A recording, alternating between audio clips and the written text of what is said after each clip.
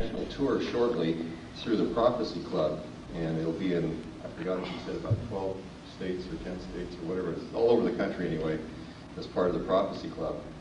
And so this is kind of like a dress rehearsal for him. He's coming without any strings attached. Our foundation, our Watchman Foundation, is sponsoring this meeting, so there's no cost to you folks. But we will be taking a love offering for Fritz at the break. We're planning a break at 3:50. We'll have a 10-minute break, and then the last hour from 4 to 5. We hope to have some time for questions afterwards, and I'm sure after Fritz gets through, he's going to delve in a lot of areas that you won't hear people talking about in, quote, polite radio contexts and maybe even books. But Fritz digs it out and says it the way it is. So would you join me in welcoming Fritz Springmeyer? Thanks. Okay. Thank you, Jerry. For those of you who haven't met Jerry before, he's a great guy, and I encourage you to get to know him better. Before I start my talk, I wanted to say a few things. First, it's a real privilege to be here with you. And then next, I want to tell you that it's very important for you to feel part of what I've got to say today, because what I've got to say today will affect your life and your kids' lives and future generations' lives, if there are future generations. Also, I need to give you a warning before I give my talk. This is not going to be politically correct. But as a Christian in a country where it is politically correct for 330 congressmen over a period of 3 years to write 20,000 bad checks, and as a Christian in a nation where a high school in Florida tries to teach their high schoolers abstinence in sex if they're unmarried, and then gets sued by people like Planned Parenthood, while on the other side of the country there's a school district in LA that realizes there just might be a connection between all the free condoms they're passing out in their sex education classes and a high rate of teenage pregnancy. So what do? The politically correct thing, they teach a class in creative masturbation to their high schoolers. In a nation like this, as a Christian, I enjoy being politically correct, just a notch below catching AIDS.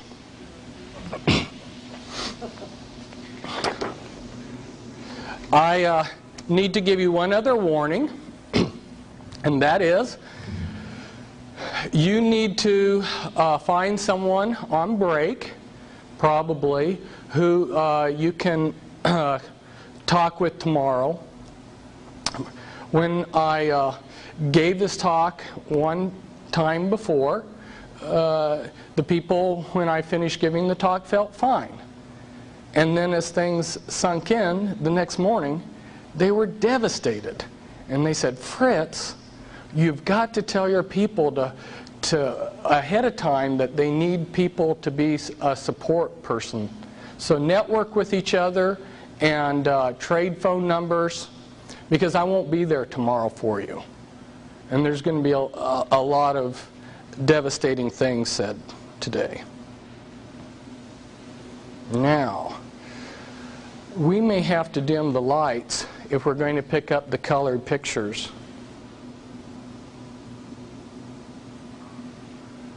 And I'm concerned that some of these, we're not even picking up all of the... You can move it closer, Fritz, if you want. Let's, yeah, we'd better. Otherwise, you're just going to miss out on too much. One left pointer helps out another. Yeah. Okay. Now let's see. Are we close enough to pick it all up? Probably. See a little focus.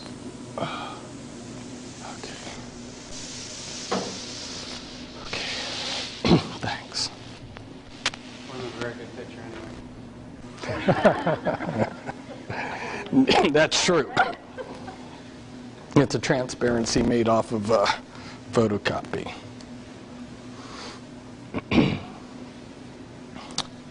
Hey, mister, what are your 4 answers? Yes, sir. No, sir. No excuse, sir. And, sir, I do not understand. Those were the 4 answers that I was allowed to give at West Point. I entered West Point July 3rd, 1973. And the first 2 months there are called beast barracks. They break you down and they build you into the soldier that they want you to be. And I thought that this tearing down process was discipline when I was there. But the first 2 weeks that I was there, I ate in total same amount of food as what you would eat in a normal meal, and slept very little and did a lot of push-ups and running. Between my first and my second year at West Point, I went over to the Holy Lands, and it was right after the Yom Kippur War. And if there was ever a fantastic military victory, it was the Yom Kippur War. But I immediately saw that they hadn't won anything. They'd won this great military victory, but they hadn't gained anything from it. And the lunacy of fighting wars for our establishment politicians was very clear. And I did a double take on what I wanted to do with my life, because I realized that there was almost an endless number of young men that our country or our politicians, our world order, could have to use as cannon fodder, but that there were very few men who are willing to give their lives totally over to the Lord and to serve in the Lord's army.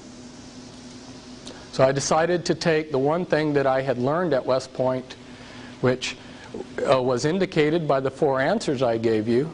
If you were given an order, for instance myself, when I was given an order, I only thought in terms of, how do I get this done?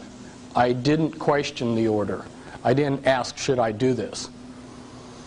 And if you didn't get the job done, you were given the answer, no excuse, sir. So you learned responsibility and obedience. And I took that one valuable lesson that I had learned at West Point and decided to apply it to my life. So when I resigned in my second year, I was determined to do the Lord's will, no matter how silly that was, no matter what it was that the Lord wanted me to do, I was going to follow through and do it with the same determination that I had followed out orders at West Point. Now, if we start to look for God, where do we begin? In the beginning was the Word, and the Word was with God, and the Word was God. In the beginning was a symbol, and the symbol was with God, and the symbol was God. We use symbols to design, to communicate, to observe our world. The symbols that we use are what elevate us above animals. They allow us to design things. For instance, this is just a sample that I thought was interesting. I had a friend who had been in the Illuminati, and he was murdered this year. But off of the top of his head, he, from his photographic memory, he said that the tetragrammaton equaled this formula for DNA. And I'm not saying that it does or doesn't. I thought it was an interesting use of symbols, because God has allowed himself to be represented by a symbol, a set of symbols, the tetragrammaton. And also Christ said, I am the Alpha, the beginning symbol, and I am the Omega, the ending symbol. Symbols are very important. In fact, from what I have discovered in Satan's bag of tricks, if he just uses the one tool alone of manipulation of symbols, he has enough power to control our lives. So we're going to deal with symbols. So now we're looking for God, which is a term, the symbols represented by God. And as we begin our search for God, our first choice here, if we decide that there are no gods, then we have placed ourselves in the position of atheists or secularists, and some of the Buddhists. But if we decide that there are gods, then we have a choice between many gods or one God.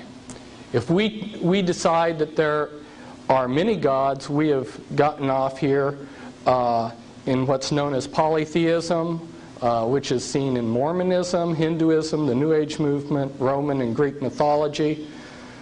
If we decide that there's one God, we've got a choice then to make. Is this God identified with the universe, or is he distinct from the universe? If he's identified with the universe, we have what's known as pantheism or panentheism, which is the same as in Buddhism and Christian Science and some other philosophies.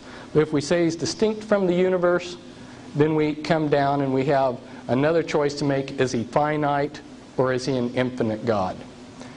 If we decide that he's a finite God, we've placed ourselves in the position that the Watchtower Society placed themselves. There are a lot of little-known doctrines that the Jehovah's Witnesses have, and for the first half of their history, they promulgated a doctrine that Jehovah God is a finite being that lives in the Pleiades on the star Alcyon, and he sends messages to the earth that take about 8 days, and his messenger arrives to the governing body of the Jehovah's Witnesses, who are then God's sole channel, to make a direct quote there, God's sole channel of communication. But if we decide that he's infinite, we have a choice. He never does miracles, or he sometimes does miracles. If we decide that he never does miracles, we've put ourselves into the position of the rational thinkers called deists. Men like Thomas Jefferson and some of the others in the 18th century were rational thinkers like this. A lot of them, though, actually were closet occultists. And if we finally come down here that this infinite God sometimes does miracles, we've placed ourselves into the faith that Abraham had, and is also seen by Islam and some types of Judaism, and your mainstream Christianity. So where do we go for truth? How do we know what is the true way? Well, as we begin our search, you remember back in the beginning there were 2 trees in the garden. There was the tree of the knowledge of good and evil, and then there was the tree of life. The tree of the knowledge of good and evil, if you look into the scriptures and study them out, you'll find that that's worldly knowledge. It's knowledge of what's right and wrong, including philosophy. It's the letter of the law of God and dead religion based on compliance to the dead letter of the law. It's man-made compliance to law and man-made changes in outward behavior. It's a focus on ourself. And when we focus on ourself, then we end up either becoming lascivious, where we just indulge ourselves, or we end up with a problem that's prevalent in a lot of Christianity, where we have self-righteousness. It also includes a false trust that worldly philosophy and other fruit of the tree of the knowledge of good and evil will expose Satan. This is one of the major problems today. The fruit of the tree of the knowledge of good and evil will not expose Satan, because Satan comes as an angel of light. And we'll get into that even deeper as we progress through this talk. This is what the scriptures call the flesh. It leads to death, not to mention also producing in the mind lasciviousness, double-mindedness, and pride in what one knows. It's the goodness of man, his vain attempts, and his pride in his achievements. It's very popular. It includes many of the man-made church agendas. But there was also another tree in the garden. That was the tree of life. And that includes a fear of God, peace, God-centered knowledge that is relevant to what God is doing and therefore wisdom. It's the spirit of the law, living faith in a relationship with Yahweh God. It's a spirit-made changes in the hearts. It's a focus on Christ, the Spirit, and the Heavenly Father. It exposes Satan and his influences by correctly using the living Word of God written by the Spirit along with the guidance of the Spirit. It's what the Scriptures call the Spirit. And it leads to life, not to mention a renewed sound mind and humility to learn from the Master Teacher and from others. It's the goodness of God and also His glory for His achievements and wisdom. It's not very popular, for a natural man doesn't understand the things of the Spirit. But we have a problem back there in the garden. What entered into the garden? Evil. And this is a problem that confronts all of us. Here we have a God that's omniscient, a God that's omnipotent, that is almighty and all-knowing, and yet something that this all-knowing, all-powerful God, that's wholly good, something that this wholly good God created contains evil. That's presented a lot of people a logic problem. And the philosophers in the 1940s were stumped by this problem. A lot of them started building their own philosophical systems. There happened to have been one particular gentleman, and he spent many decades building up a philosophical system and exposing all the illogic of religion. And then by the time the 1960s came, he realized that his system that he had created had the same problems with logic. And he looked around, and other philosophers were also discovering all their systems had the same problems with logic that Christianity and other religions had. Well, a lot of times people go to their clergyman or to someone else that they look up to, and they ask for answers to this problem of evil. Why is there evil in the world? And they're given simplistic, insufficient answers. They're told, oh, just have faith. Or the clergyman says, oh, there's no contradiction. Or a very skillful apologist starts describing all the terms, omnipotent, omniscient, good, and he turns them into such vague terms that they become meaningless. Or maybe they just declare, we only see through a glass darkly. Okay, these insufficient answers leave many reasonable persons deeply disturbed by the absurdity of conventional belief in God. Some have decided that human life is self-defeating, tragic, and absurd. But a better answer, and I will give those in a minute, but what's interesting is the philosopher that I was describing, who is from Boston, who taught there at the university, here he had spent all these decades writing a book to tear apart Christianity, and he realized that his own philosophical system had the same problems, so he spent the next decade writing another book showing how Christianity and other religions, it wasn't that he had become a Christian, describing how actually they do have a lot of answers. So what are some of these better answers? To show people that every mathematical, scientific, and philosophical system has vagueness and contradictions within their principles. Philosophers cannot define and defend their own criteria of meaning without employing self-defeating arguments. All philosophy and mathematical systems have paradoxes when one pushes to get total clarity of terms. One has to either accept A, some vagueness of terms, or B, accept paradox with extremely clear terms. Common sense of human existence means we must accept the contradictions that accompany the complexity of the sense and nonsense of our spiritual environment. Somebody tells you that they love you, and then here they are squeezing the toothpaste from the middle. Now, if you had a computer program set up to define whether somebody loved you or not, you would never get the answer. because human relationships and human life can't be broken down into logic. There's a lot of nonsense in our life. The problem of evil is actually a sign that reveals that there are deep issues of life that must be plumbed, like a crack in the earth's crust that plunges out of sight.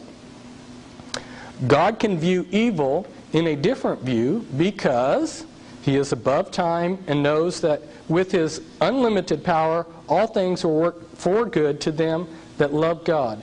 God has unlimited power to bring something good out of evil. Proof of this ability is found in the life, death, and resurrection of Christ. In other words, evil is not out of control. God has said, I'm fixing a point here in time that evil can start. And why did He allow evil to start? So that each one of us would have the choice to make whether we wanted to love Him or not. We're not robots. If we were programmed to love Him, it wouldn't be real love. But we have the choice to reject Him and do whatever we want with our life. So He set a point here, and He said, evil can exist from here to there. And then He's given us the life, death, and resurrection of Christ to show that any evil within that time period can be transformed to good, which He will do. And Lord willing, we will all see. In order to bring true love into human existence, God had to allow choice, which includes the choice of rejection and disobedience by His creation. After a period of allowing mankind to choose to love Him, God promises to destroy evil. Now you're asking, well, Fritz, we all know this. We all have to face this issue either on a conscious or a subconscious level. We all wrestle with the problem of why is there evil when God is so powerful and so good? Well, the reason why I'm telling you this is because it's very easy for somebody to come up here and expose evil and not give you hope. See, I was called to do three things. I was called to expose evil, to give hope, and call people back to the Word of God. That's my assignment. Okay, there's a lot of people in prophetic ministries that they're able to give real easy hope. Oh, just vote these crooks out of office. You know, if you don't really expose evil, you can give simplistic answers. But if you really expose evil, and how many people really plumb the depths of how evil this world is, then you've got a really hard task to try to give people hope. But that's what I'm trying to do. Because this is very important. That's why we're going over. Because given a chance, I'd destroy the foundation of practically everything you believed in. And I may today.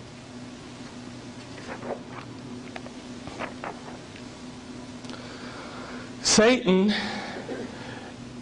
uses trauma as a vehicle to program into us a lie. All of you know, as you've tried to go on the correct path, how rocky it is. First, a trauma is applied to our life. Then second, a lie is offered which, when accepted, alleviates or improves the pain of the trauma. And third, systems of lies are built to trap us within the confines of the lies we believe in. Well, this is very important. And it's a strange way that I discovered this. I have been deprogramming people that were mind-controlled victims of the Illuminati, which is the Illuminati are generational satanic families. We will discuss them later on. What is generational Satanism? It means that these families have practiced human sacrificing Satanism. Excuse me. They've been practicing it for generation after generation, secretly.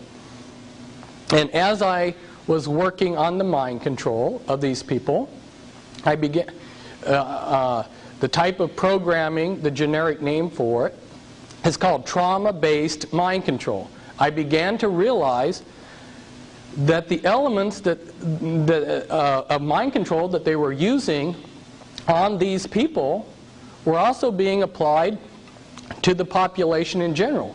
Maybe not as as a sophisticated package and in such an intense way, but they were still being applied.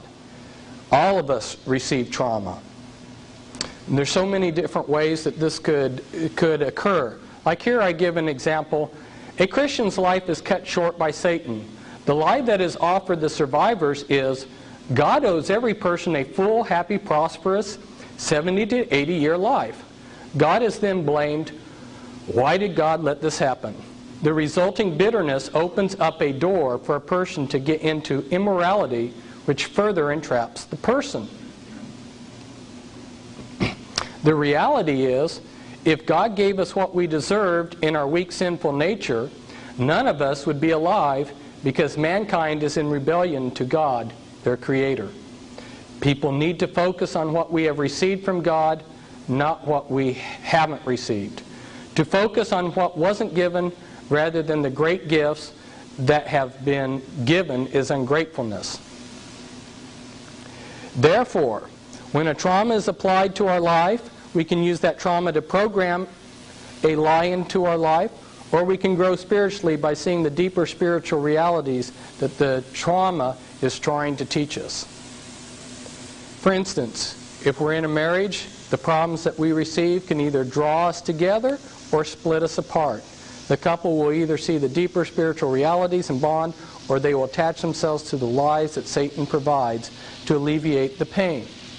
Another example of how this is happening, so you get a better idea. Let's picture ourselves in India many thousands of years ago, and a trauma is applied to our country. Then the lie that is given is if you worship this phallus symbol, this stone statue here, that will alleviate your pain. So they do, but the catch is since there's a demonic aspect to all of this, that there is some relief from the pain. And that's the lie. So then people grab a hold of the lie. Well, I received some relief from this trauma by worshiping this phallus symbol here. So then that is, Satan does a series of things that locks that in as a tradition of those people. And then the lie is locked in. The people are trapped in the lie. And this is all used in mind control programming on a micro scale, on a single individual. What I'm going to be covering today is material that's in a number of my books. First, we're going to go over material that is in an 800-page reference book I wrote back in 1991, Be Wise as Serpents, which shows how this all connects on the physical level. And I will also later be getting into the mind control, and there are 2 books back there which I've co-authored. The most important one for you as an introduction to the subject is Volume 2, The Illuminati Formula Used to Create an Undetectable Total Mind-Controlled Slave. And we'll be getting to that topic later on. And before we do, we will also cover material covered in another book of mine entitled The Top 13 Illuminati Bloodlines.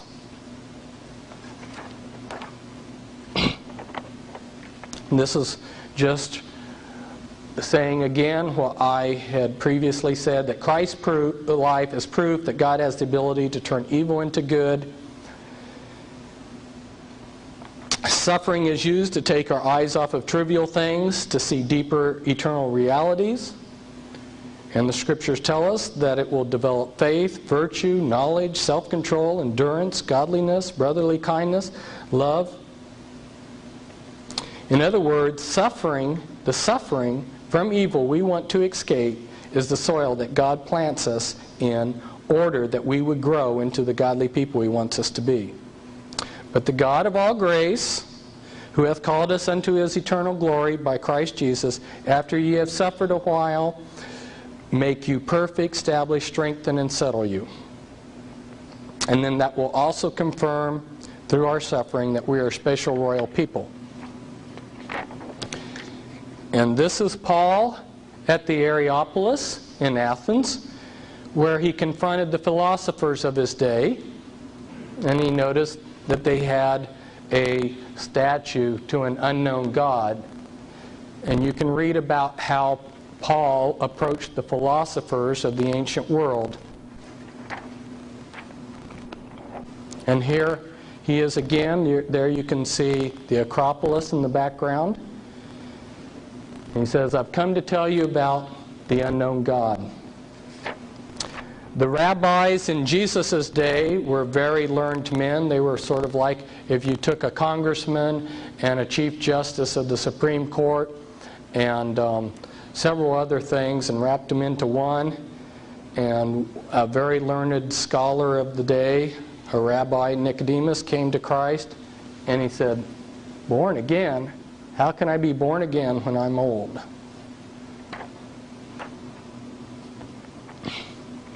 Now remember, we talked about going to the tree of life for knowledge. The Spirit of God revealed to me that there's certain principles that allow paradise to function. These are the elements of God's paradise. Before we study the counterfeit, we're studying the real. God gave me some confirmation on this revelation. There were two other Christian brothers who independently received the same revelation. And then when we examine Scripture, there's some Scripture that also back this up. But I'm not submitting this to you as a new doctrine, but just as a way to help you understand better how things operate in the perfect setting that God would have them operate. I discovered via the Spirit's revelation that the attributes of God are what sustain the universe.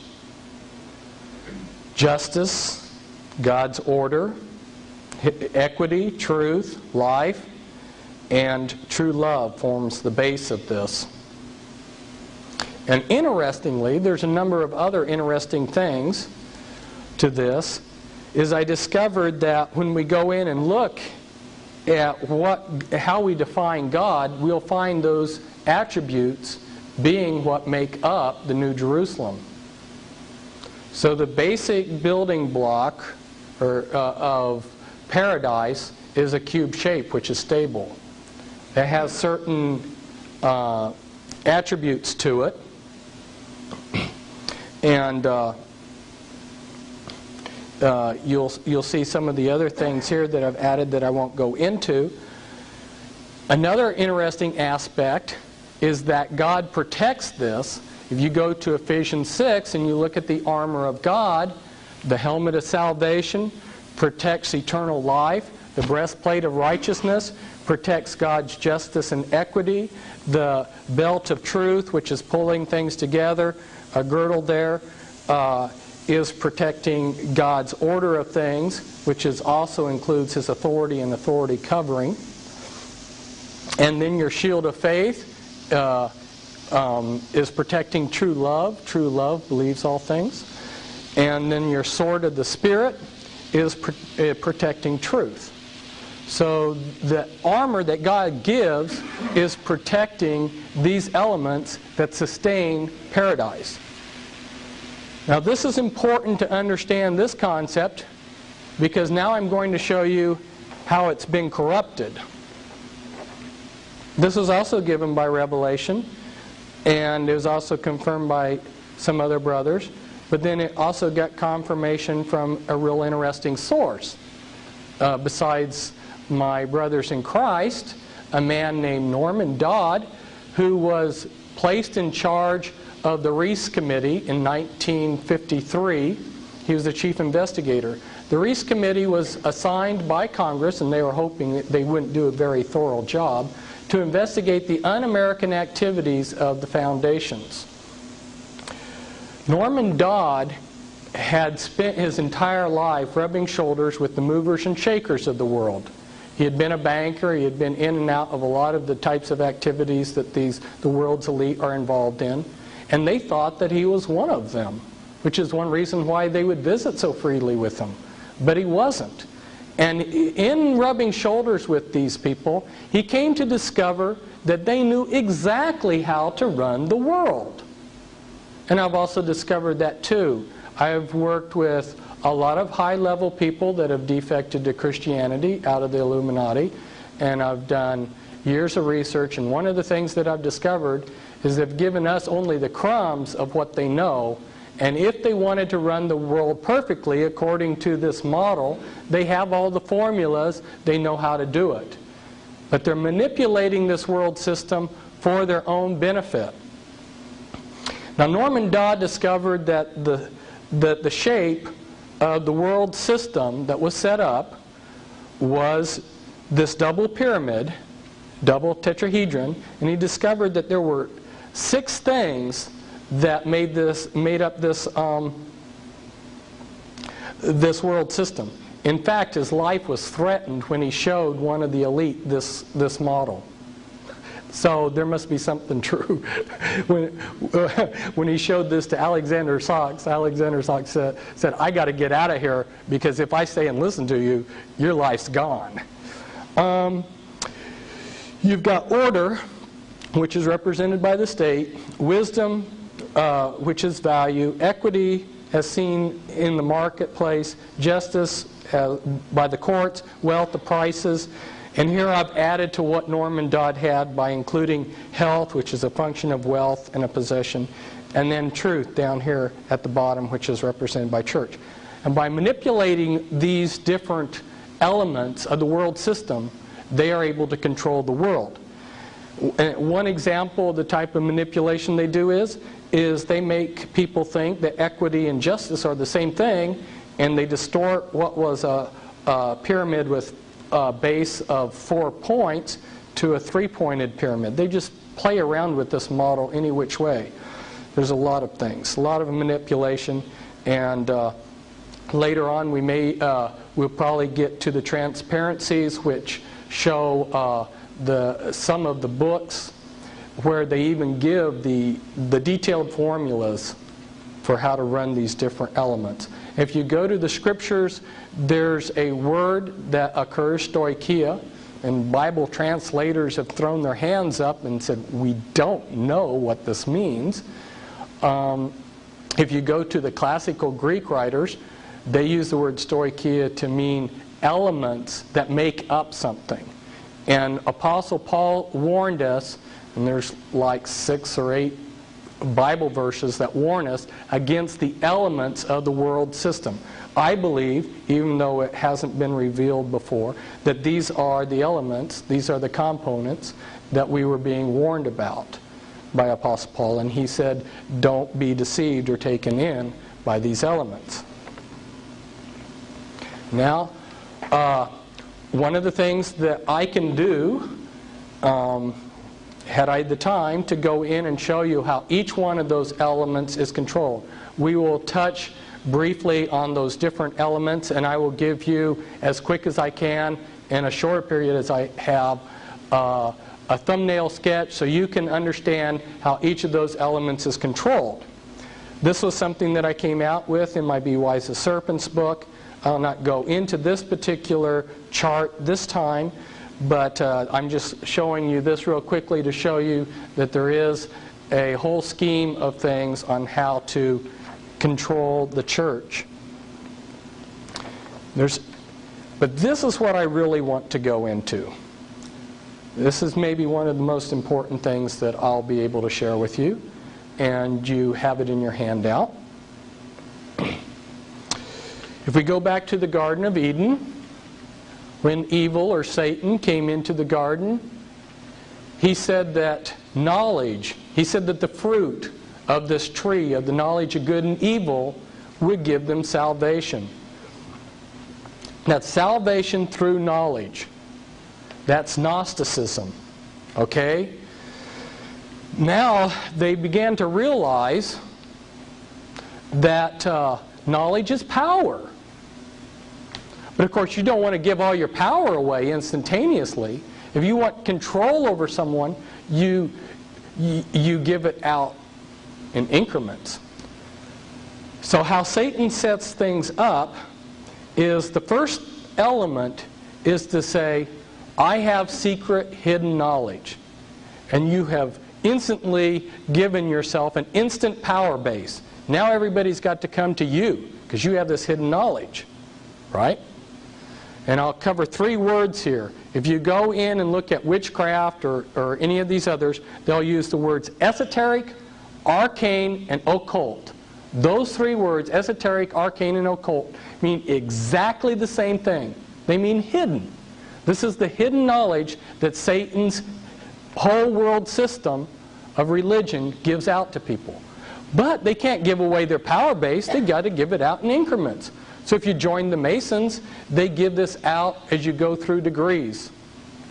And as you progress through the degrees, you're given, they dish you out more and more incrementally. Or if you're a Jehovah's Witness, you have to stay in touch with God's sole channel of communication, the Watchtower Society, and their magazines. And they dole out in increments this revelation knowledge to you over a period of time.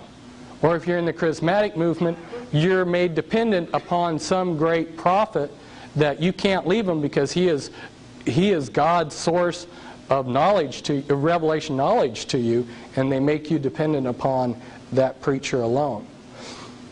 So the first component was hidden knowledge. The second component of how Satan sets up a Gnostic religion is to hand out this knowledge in increments. And the third component is to set it up in a pyramid shape like this. You cannot get the commitment from the broad masses that you could from a few select initiates.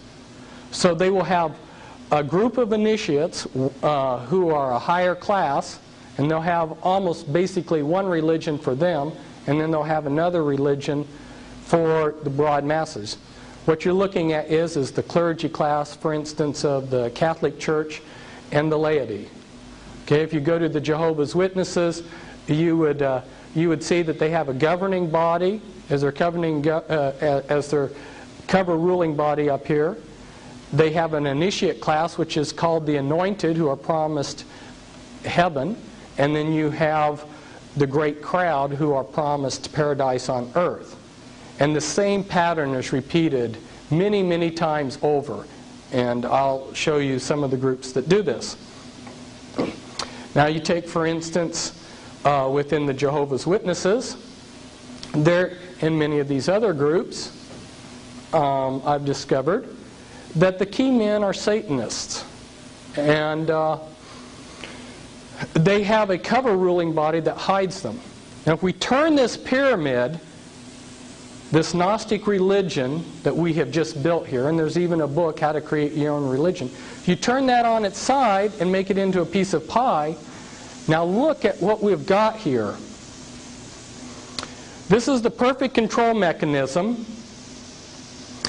In the center of all these different religious bodies are Satanists that know each other, that are collaborating and working together.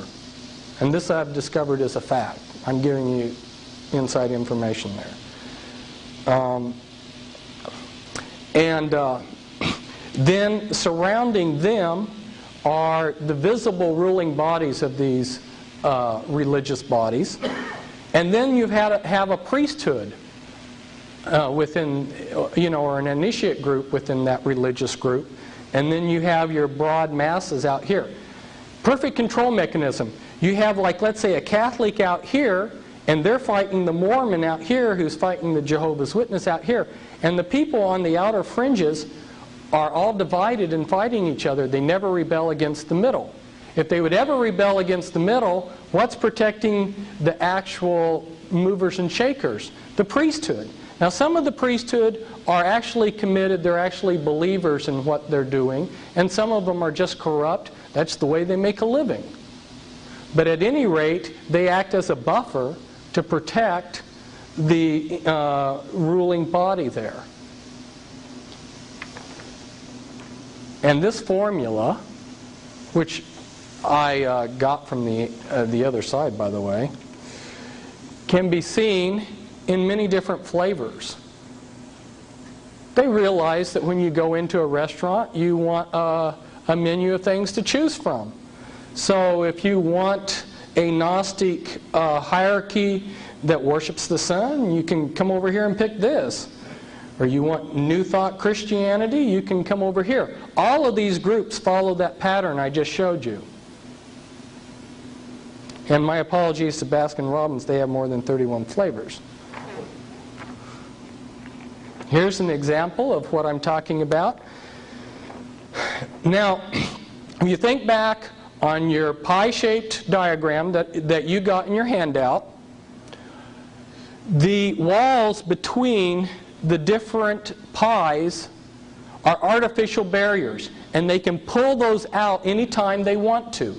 And every now and then you get a glimpse of them doing that. At the World Parliament of Religions, they had Hindus, Buddhists, Christians. Chuck Colson, who represents the Protestants, was there. You had all of these different religious groups there, commingling, worshiping together. So they can pull those artificial barriers out if they want. But they don't usually do it. But we're beginning to see more and more those artificial barriers come down. And this is an example of it. This is a Jewish rabbi who's a Catholic priest, and he's getting the Jews to start worshiping Mary and some other things. So here we see in his group literature put out. There you see, like for instance, Father Herman Cohen, who's both Jewish and Catholic. Now, what's happened over the centuries, and this no longer is taking place because a lot of the artificial barriers have been taken out so that they can bring in their one world religion.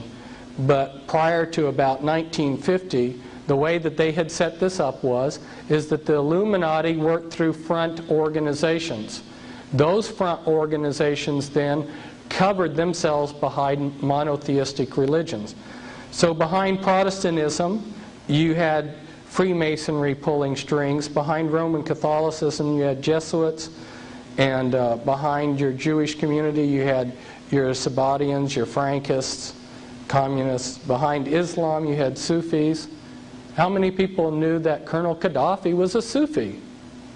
Does that make a little bit more sense why you see a Freemason in the CIA maybe collaborating with Colonel Gaddafi?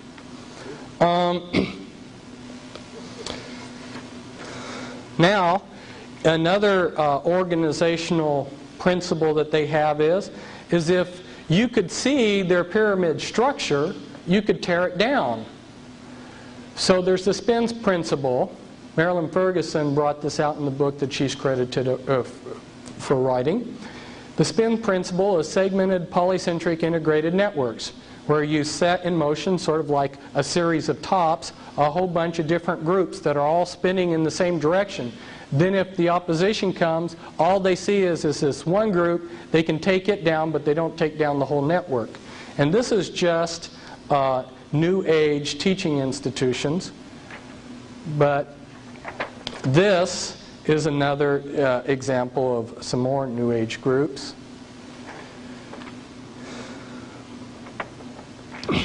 Now, I prepared a document packet in 1990, and it was to show people from their own documents that there was a conspiracy to bring in a New World Order, and nobody took me up on getting any of these packets. So then I put it into my 800-page reference book, Be Wise as Serpents, and hopefully now in 6 years things are changed enough that people will be able to appreciate the documents I'm going to show you. These are very important because a lot of the people in the audience have never seen documents from the horse's mouth, so to speak, as to what they are really doing. Now here we see a book. This is just simply the cover to show you that there are disenchanted men that are warning that we're ruled by an invisible government. And another disenchanted man who worked with the CIA warns that the CIA and its allies are in control of the world.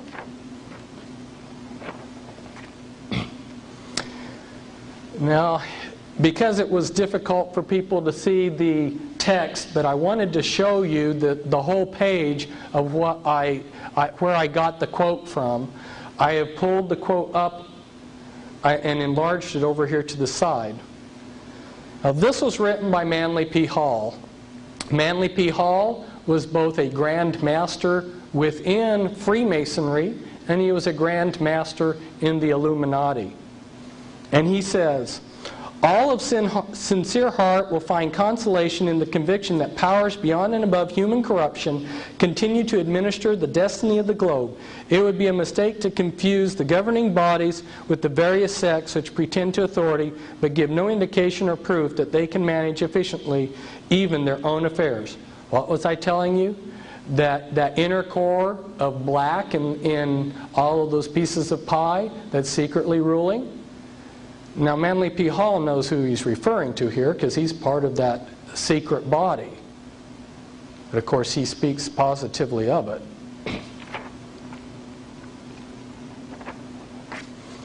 And here's a picture of Manly P. Hall, and this is the Scottish Rite Journal in November 90. And it says, the illustrious Manly Palmer Hall, often called Freemasonry's greatest philosopher. I'm showing you that so that you can see that the documents I'm going to show you come from the very highest people within Freemasonry and some of these other organizations. This is probably hard for you to read. Alice Bailey was in charge of Lucius Trust, originally set up as Lucifer Trust, as most of you probably know. And she worked for the Department of Health, Education, and Welfare in 1957. She created the goals for education that are being implemented today in our schools. The America 2000 goals, Millennium 2000, these goals that are being brought in. And she was a leader within the New Age movement. She set up over 140 New Age groups, wrote prolifically. In her book, The Externalization of the Hierarchy, she spells out in detail how they're going to bring in the New World Order. It is amazing the things you will read in there, including telling us who's going to rule on the physical level and who's going to rule on the spiritual level in this New World Order. It's going to be Lucifer. And she says it right there. She writes, when the new universal religion has sway and the nature of esotericism is understood, will be the utilization of the banded esoteric organisms, the Masonic organism and the church organism as initiating centers. These three groups converge as their inner sanctuaries are approached. There is no disassociation between the one universal church, the sacred inner lodge of all true Masons, and the innermost circles of the esoteric societies. In other words, she's saying that Freemasonry is going to be the religion in the New World Order, or the New Age, as she refers to it variously in different parts of her book. Interestingly enough, other New Age leaders say the same thing. Benjamin Creme, who you've heard about, he says that Freemasonry is going to be the religion, the one world religion in the New World Order. Lola Davis, another New Age leader, says the same thing. And here Alice Bailey, again on another page in Externalization of the Hierarchy, says, there is no question, therefore, that the work to be done in familiarizing the general public with the nature of the mysteries is of paramount importance at this time. These mysteries will be restored to outer expression through the medium of the church and the Masonic fraternity. If those groups leave off being organisms with material purpose and become organisms with living objectives, When the Great One comes with his disciples and initiates, we shall have, after a period of intensive work on the physical plane, beginning around the year 1940, the restoration of the mysteries in their exoteric presentation as a consequence of this first initiation. In other words, they're going to restore the mystery religions of Babylon. And if you look at what's been happening in the churches and in the schools, you will find that that's true. The concept of externalization of the hierarchy is that we're going to take what was done in secret in the lodges, in the secret fraternal organizations, and we're going to externalize it out into society. This was something that, this was a program in a Portland public school where my wife teaches. And instead of Christmas programs for the last 15 years, they've had winter solstice celebrations, which is an occult celebration. And this celebration a few years ago was celebrating Lucifer, the light bearer. And this was the program for it. And during the play that the children put on for the parents that came, the children wore barcodes on their forehead. Some of the children had acceptable barcodes, and some had unacceptable barcodes. And then they did occult rituals. This is what's replaced Christmas in the public school. And I was using this on some of my talks, and I thought, well, I'll just send this to Tex Mars, who's another researcher, and he put this on the front page of his next newsletter. Externalization of the hierarchy. It's all around me. Wherever I go, and these are some of my dog and pony show, because when I go out to get fast food, and I go to one fast food place, and here's a wizard with an owl, which is Lilith, and his energy ball. He's throwing an energy ball here. And then I go down to the next fast food place down the street, and they're teaching you how to hypnotize your parents on their sheet. And then I go down to the next fast food place, and they've got another similar looking wizard here, and it says fire and ice.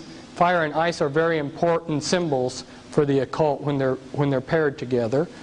And I go into the laundromat, and this is hanging up.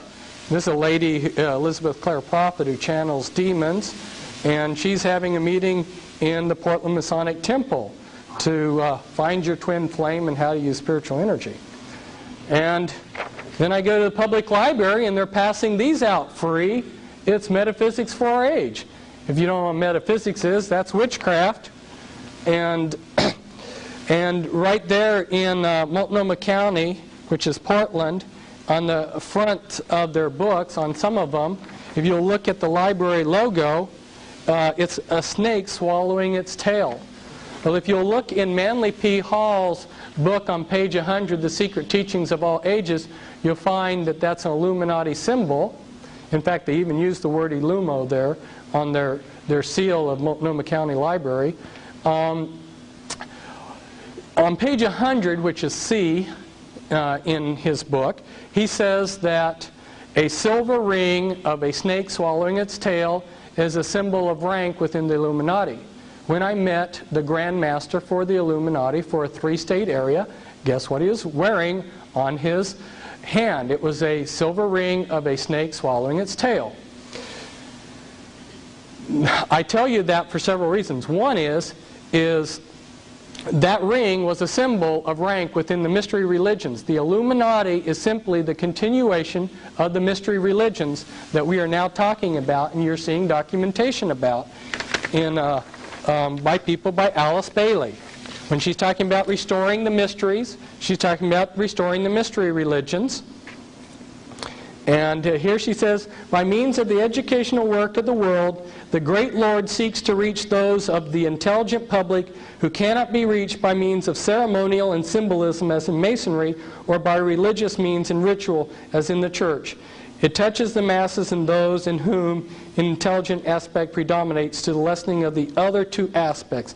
In other words, we're going to try to teach them the truth, the mystery religion truth, in the fraternal organizations. But not everybody goes to a fraternity like the Masonic Lodge. So then we'll try to get them in the churches. But not everybody goes to the churches. So our safety net is education. And I just threw this in because this was something put out by a group called Triangles, which Lucis Trust formed. Lucis Trust happens, by the way, to be one of the publishing arms of the United Nations. And it's located there on United Nations Plaza. And they've got offices in Switzerland and England, London, England, and New York, which are elite headquarters, as you know. And of course, their triangle groups are in, as you see, 110 countries from this letter. And this next document, this is the cover of the official magazine of the Supreme Council, the 33rd degree of the Freemasons, and it's been called the New Age magazine for over 100 years. And in the 70s and 80s, the Christians were still debating whether there was a New Age movement, and the Freemasons had been carrying out, promoting the New Age movement for 100 years. And inside this particular cover, I pulled out a page, and guess what it says here? As stated before, God's plan in America is a non-sectarian plan. Our Constitution is non-sectarian. Our great American public schools, God's chosen schools, are non-sectarian. The great spirit behind this great nation is non-sectarian. Our great American public schools have never taken away from any child the freedom of will, freedom of spirit, or freedom of mind. That is the divine reason that great God, our King, has chosen the great American public schools to pave the way for the new race, the new religion, and the new civilization that is taking place in America. Any mother, father, or guardian who is responsible for the taking away of freedom of mind, freedom of will, or freedom of spirit is the lowest criminal on this earth, because they take away from that child the God-given right to become a part of God's great plan in America for the dawn of the new age of the world. Shame on you, Christian parents, for sending your children to a Christian school. You're the lowest criminal. That was back in the 50s. And back in 1920s, the Ku Klux Klan and the Masonic lodges in Oregon carried out the first of a whole series of acts designed to destroy the Christian schools. If you wonder why this Christian schools, which used to be the foundation of schooling in this country, disappeared, look to the Freemasons and groups that they created, like the Ku Klux Klan. This is again from Manly P. Hall's book, another of his books, America's Assignment with Destiny. He's got several where he spells out very plainly in esoteric language what's going to happen. He says, the genuine esoteric associations always required that disciples prepare themselves for careers of practical service. The student was expected to attain to a state of unusual skill or proficiency in some branch of learning. He was then to practice this profession or craft as a means of extending his sphere of constructive influence. He was to teach through example, enriching his chosen vocation with the overtones of enlightened religious philosophy, thus gradually creating a significant zone of influence. He was available for whatever tasks the keepers of the great plan required. Okay, people who join Freemasonry, what are they being used for? To implement the plan to bring in a new race, a new world religion. And if you read in his books, you'll find out what this great plan is. It's the New World Order. So if you're in an esoteric organization like Freemasonry, that's what you're to be used for. And this is Alice Bailey. And Alice Bailey, by the way, was in co-masonry, or women's branches of Freemasonry. And she says, the three main channels through which the preparation for the New Age is going on might be regarded as the church, the Masonic fraternity, and the educational field. She says the Masonic movement will meet the need of those who can and should wield power. It is the custodian of the law, is the home of the mysteries, and the seat of initiation. It holds in its symbolism the ritual of deity, and the way of salvation is pictorial preserved in its work. The methods of deity are demonstrated in its temples, and under the all-seeing eye the work can go forward. It is a far more occult organization than can be realized, and is intended to be the training school for the coming advanced occultists. In its ceremonials lies hid the welding of the forces connected with the growth and life of the kingdoms of nature, and the unfoldment of the divine aspects in man, to make man divine, which was the lie in the Garden of Eden. So I might tell you that if it's gotten a little bit confusing here, I've said that Freemasonry now is the mystery religions, and I've said that the Illuminati are the mystery religions.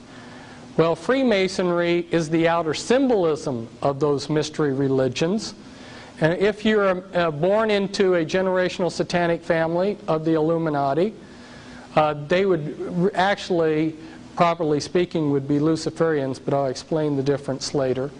Gnostic Luciferians. They would want you to go through Freemasonry so that you would learn the symbolism of the mystery religions.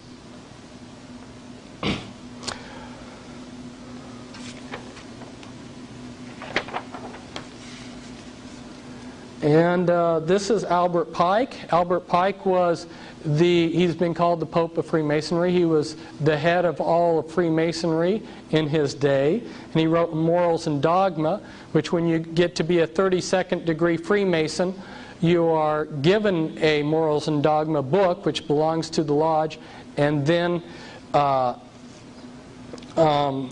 to study it. And he says in here, in Morals and Dogma, he says, though Masonry is identical with the ancient mysteries. What are the first two things that happen when you join Freemasonry? Two things. One is, the first thing is you fill out a form that says requesting to be initiated into the mysteries. If you read any of the top Masonic authors, like Manly P. Hall and some of these others that I'm going to be quoting from, they will tell you that the mysteries of Freemasonry are the mysteries of the mystery religions of Babylon. That's what you're being initiated into. So that's the first thing that you do, is request to be initiated into those mysteries. The second thing is you go through a ritual where they give you an oath that you'll ever conceal the activities and what they teach you in the lodge, to ever conceal. Well, that means you're taking on oath of a gruesome death to deceive and lie about what goes on in the lodge. And people ask me, well, and I've been asked this probably, no exaggeration, 100 times, when do people know that there's something wrong with Freemasonry? Well, the first two things you do ought to raise red flags. But I will agree with people that you can stumble through 32 degrees of this stuff, and like a lot of people, they don't have their eyes open, and you could stumble through, and maybe after 32 degrees of this, you still don't know what you're involved in. That's possible.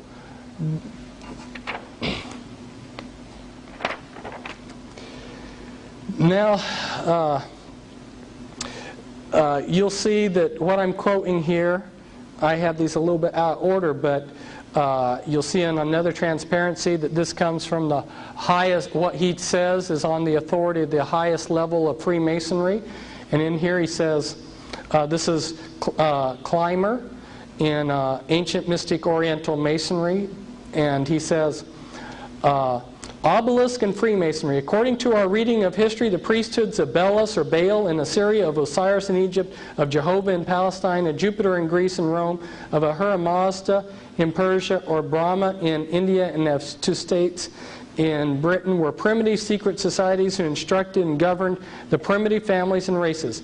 It little matters whether we call the members of those priesthoods Bilites, Pastophori, Levites, Curatists, Magi, Brahmins, Druids. They were connected by secret ties and intercommunicated from the Indus to the Tiber, from the Nile to the Thames. Hence, there ever has been, is, and ever will be Freemasonry on our planet. There were many mystery religions in the ancient world. Each of those mystery religions, if you go back to your pie-shaped diagram, had a secret ruling body. Those secret ruling bodies collaborated. There was a governing body that governed all of the mystery religions. That's what he's talking about here. Okay, and I have some of the codes or the keys to unravel that worldwide unity that existed long ago. This is H. Spencer Lewis in his book Rosicrucian Questions and Answers. He says, I have to move this around so I can see it because this bright light's in my eyes, but he goes, everyone with common sense will appreciate the fact that a book claiming to be a complete presentation of the secret teachings and secret ritual of the Freemasons would be unworthy of purchase at any price, for one would know instinctively that the contents of the book could not possibly fulfill the claim made by the title. The same may be said of books dealing with the subject of Rosicrucian philosophy. The things that I'm telling you about, if you ask a Freemason, they're not going to confirm them. They're not going to validate them. And this on the previous book that you saw by Clymer, I have this in here because he says, I quote from the highest Masonic authorities in the world, and that which concerns mystic Masonry comes direct from who knows and who has no superior in this work. So I'm giving you information from the top in case you doubt these authorities. This is simply showing us, again, in the same book, that Masonry was founded on the ancient wisdom religions, and when founded was not known as Masonry.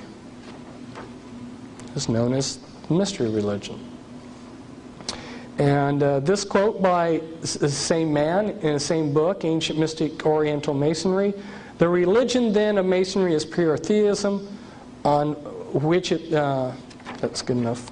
And by the way, Clymer's quote there, as another one of the previous quotes, was from Mackey's, one of Mackey's works. And so you have two high-level Masonic authorities, both validating the same thing in this quote. Here's another quote from, this is from Mackey's Masonic Jurisprudence, and found, Clymer is quoting Mackey's Masonic Jurisprudence. So broad is the religion of Masonry, and so carefully are all sectarian tenets excluded from the system, that the Christian, the Jew, and the Mohammedan, in all their numberless sects and divisions, may and do harmoniously combine in its moral and intellectual work with the Buddhist, the Parsi, the Confucian, and the worshipper of deity under every form. No wonder it's going to be the religion of the New World Order. And this quote here is just showing that Masonry is claimed to be the pagan mystery religions by Masons. And this is at the House of the Temple in Washington, D.C., not far from the White House. This is one of the rooms in there in the House of the Temple. There's another room further in this temple, which is much smaller, which has 13 chairs, which is one of the rooms that the Illuminati's Grand Druid Council meets in.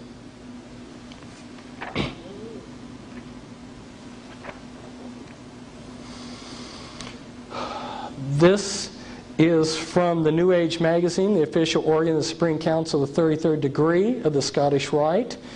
And it says, has Freemasonry then a spiritual conception only? Is its objective but the solidifying into a beautiful utopia the wonderful infinity of the first cause and the kaleidoscope finiteness of its mortal human creatures? Is its mission solely directed to the establishment of the long-heralded and hoped-for kingdom of the brotherhood of man? You know, when I wrote a book back in 1990 showing the connections between the Watchtower Society and the occult world, it's a book is back there for you to look at, The Watchtower and the Masons. The man who was in charge of me, I was a Christian missionary at the time, he said, I don't think too much of your book because it speaks despairingly of the Freemasons, and all the Freemasons are is a group of old men that like to play cards. And I thought to myself, and that's why they spend millions of dollars on these temples all over, is so they can play cards? Here's the Denver International Airport, and on this, here you've got the sun coming down on the thing, and it says New World Airport Commission.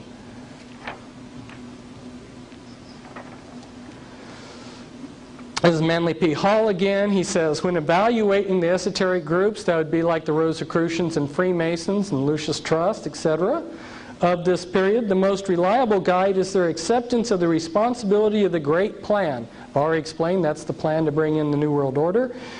Progress is not ordinarily for the advancement of the individual, but for the unfoldment of the universal project. The real esoteric schools still labor towards the goal of the world commonwealth, that's the United Nations, so to speak. The plan remains utopian, and the disciple advancing through the grades of a legitimate initiate system is being prepared not for personal emancipation, but as an instrument for the liberation of his fellow man. Now, I want to point out something to you about that word utopia. It's Greek for meaning nowhere land. That's what Satan holds out for his people, is a utopia, in contrast with God's paradise. Okay, now there's a big distinction between that cube-shaped model that I showed you and the double pyramid. What's the distinction? And this is a distinction that you need to catch.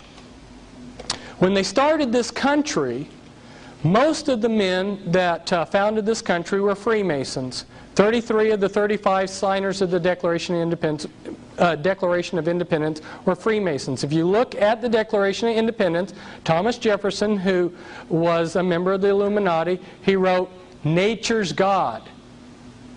You know, he talks about nature's God. What kind of God did Thomas Jefferson believe in? He believed in the type of God that these people who worship nature, your Wiccans, believe in. And that's what he was referring to. And the Constitution was constructed to be the carrot to bring us into this New World Order. It was to be the most perfect form of government that Satan's world system could construct, so other people would want to revolt. And they created this on purpose, this Constitution, so that like a thread in a garment, you could pull this thread and unravel it. Okay, it was intentionally created that way. But there were some very fundamental differences between our Constitution and God's paradise. And let me explain that, because it's why we're in a lot of trouble. If you'll go back and look, remember we talked about in that earlier diagram about God being the lawgiver and order. Remember, that was one of the elements of paradise, God being the lawgiver.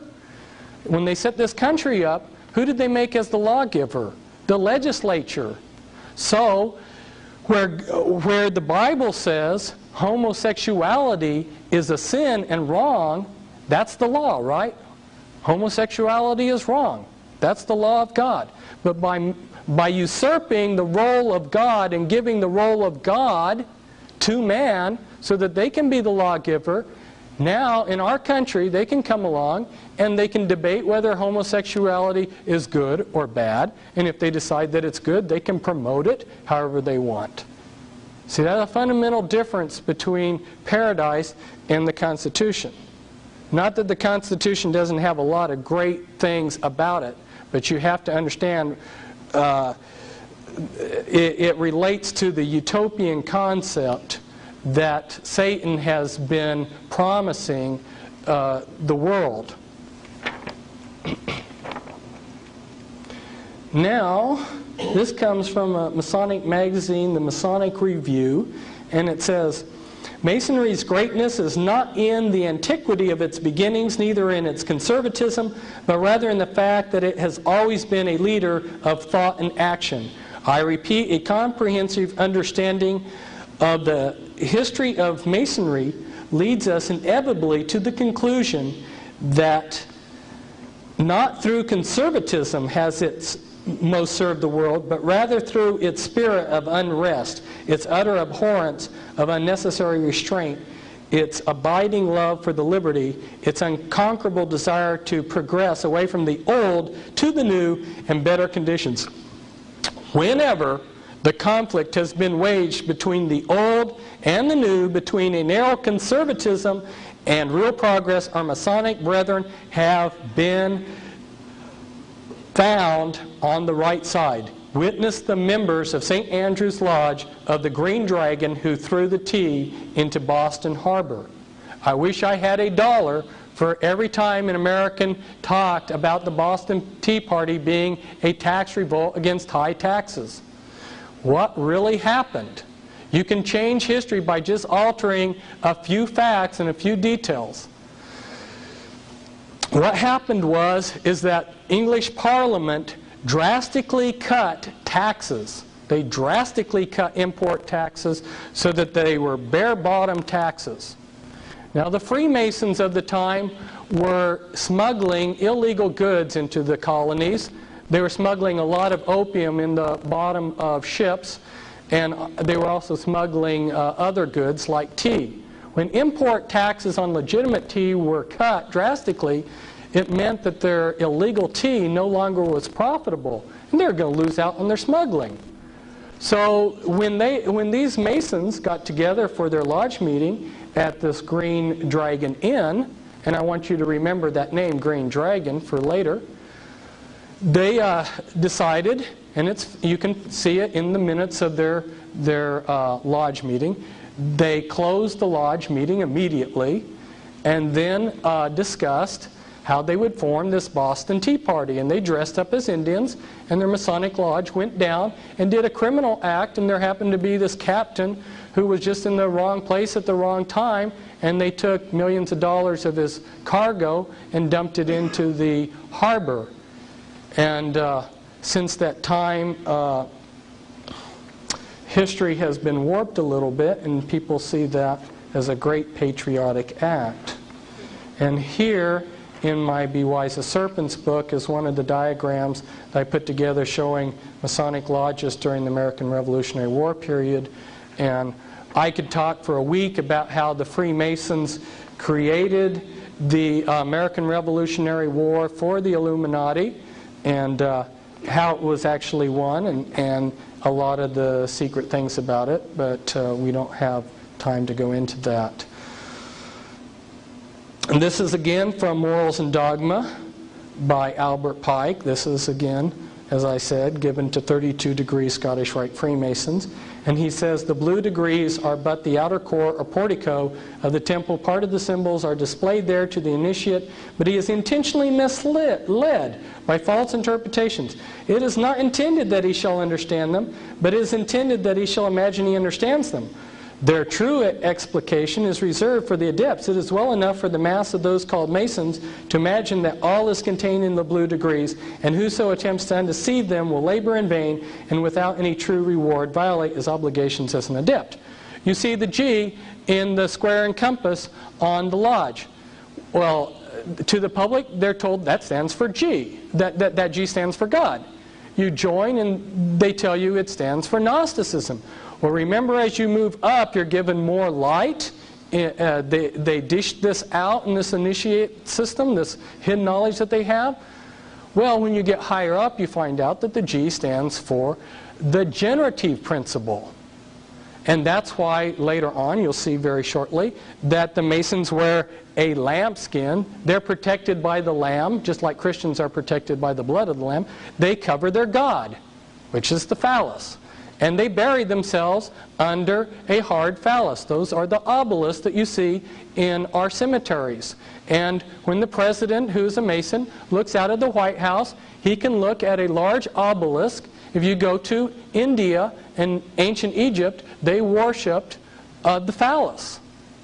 Right? They were traumatized, and through this demonic traumatization, they thought if they worshiped phalluses, that would relieve them, that would bring them benefits, and they're all over our country.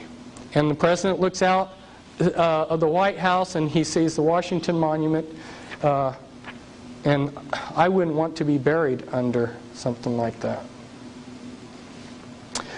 Here we see another high-ranking Freemason in his book, The Spirit of Masonry. He says, little as it may be realized by the unthinking Mason, who is interested only in the outer aspects of the craft work, the whole fabric of Masonry may be regarded as an externalization of that inner spiritual group whose members down the ages have been the custodians of the plan, and as those to whom has been committed the workings out of the will of God for the race of men. They assist at the unfolding of the consciousness of the candidate until the time comes when he can enter into the light and in his turn become a light bearer, one of the Illuminati who can assist the lodge on high in bringing humanity to light. So if you're good enough, and of course they don't tell you that you have to have the right bloodline too, but if you're one of the chosen ones and you go through Freemasonry and you're good enough, you can become an enlightened one, a God one who's part of the Illuminati. But as you've seen in this document, in the previous one, most Masons are deceived. They don't realize what the overall plan is. And why is that? Remember, going back to the pie-shaped diagram, the pyramid, remember that Freemasonry was just another Gnostic religion? Remember, you've got your broad masses? Well, most of the people that join Freemasonry only go to the first 3 degrees, about 75–80%. They go to what's called the Blue Lodge. That's your broad masses. They're taught one thing. But you can get some people to be more committed. That's your initiate group, right? So those are the people that go on to the Red Lodge. And then you've got your cover ruling body, which is your Supreme Council. And then within that Supreme Council, you've got some actual die-hard Satanists. You catch on to that pattern, you'll see that it repeated many times in Satan's world system. And here's the New Age magazine says, what's the use of building up an organization like Masonry has built up, and inspiring men as Masonry has inspired them, and then leaving the whole stand idle and useless at a time when our country needs just what Masonry can give it. Let's use this great machine. So some people have told me, yeah, Masonry may have those goals, but so what? Well, are they going to do it? Yes. Masonry also has her mission to perform. She invites all men of all religions to enlist under her banners and to war against evil, ignorance, and wrong. And that's by Albert Pike's Morals and Dogma. This is externalization of the hierarchy. Years ago, I said that the war which may follow this one would be waged in the field of the world religions. Such a war will not work out, however, in a similar period of extreme carnage and blood. It will be fought largely with mental weapons and in the world of thought. It will involve also the emotional realm from the standpoint of idealistic fanaticism. This inherent fanaticism, found ever in reactionary groups, like Christians, will fight against the appearance of the coming world religion and the spread of esotericism. The coming struggle will emerge within the churches themselves. And again, she tells us that the outline of this universal church shall appear by the end of the 20th century. And here's from the New Age magazine again, where they say Freemasonry is a world power. How much of a world power? In 93 in my newsletters, in one of them I published a list of several hundred high-ranking Vatican officials who are high-ranking Freemasons, and I gave their secret Masonic initiation dates and numbers. And that's just a little bit part of the list. In the previous document, transparency, he was talking about a war between Freemasonry and the Catholic Church. Well, that's long over. If you'll look at what's been happening, there's been all types of cooperation between the Catholic Church and Freemasonry since the 60s. In fact, this is kind of interesting. Here's a Catholic Church, and it has the Illuminati triangle and all-seeing eye in it.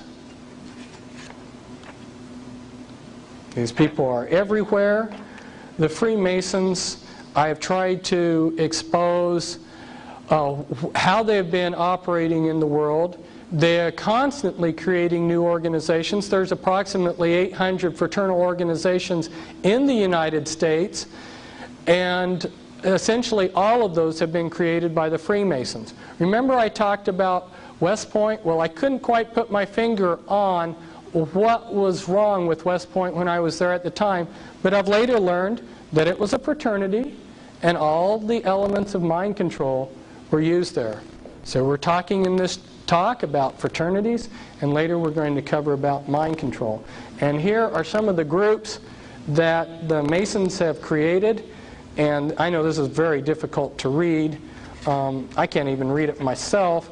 But you've got the Freemasons have been involved in the founding of the Boy Scouts, Kiwanis, Christian Science, the Watchtower Society, the Ku Klux Klan, Primitive Methodists, and etc. And it never ceases. Here real quickly for you are some of our presidents in their Masonic garb. George Washington, Andrew Johnson, William McKinley, William Howard Taft, Theodore Roosevelt, FDR, Truman, and Ronald Reagan. This bright orange tract, the reason why I set it out there, I didn't write it, but I've been asked for years to write a tract that would tell people what was going on. And as I went back and prayed about it and looked at historically how tracts have been written, one of the things that I noticed is that the things that appealed to the common people use symbolism. And you look at this symbolism on here, right there on the front, it says America Under Siege, American Peril, Explosive Exposés of the Treasonous Betrayal of America and Americans by Traitors in and out of the government. Boy, boom, you've been told a whole mouthful right there real quick. And so I thought this tract was really good, and I went down to downtown Portland and passed out several hundred. And the next day I had a SWAT team at my house wondering what kind of neo-Nazi I was. But you are welcome to take as many of these as you want to pass out, because that's why I got them. I was passing them out not because they sell a book, which is true, but because I thought that they would tell the common person very quickly that we're in a heap of trouble.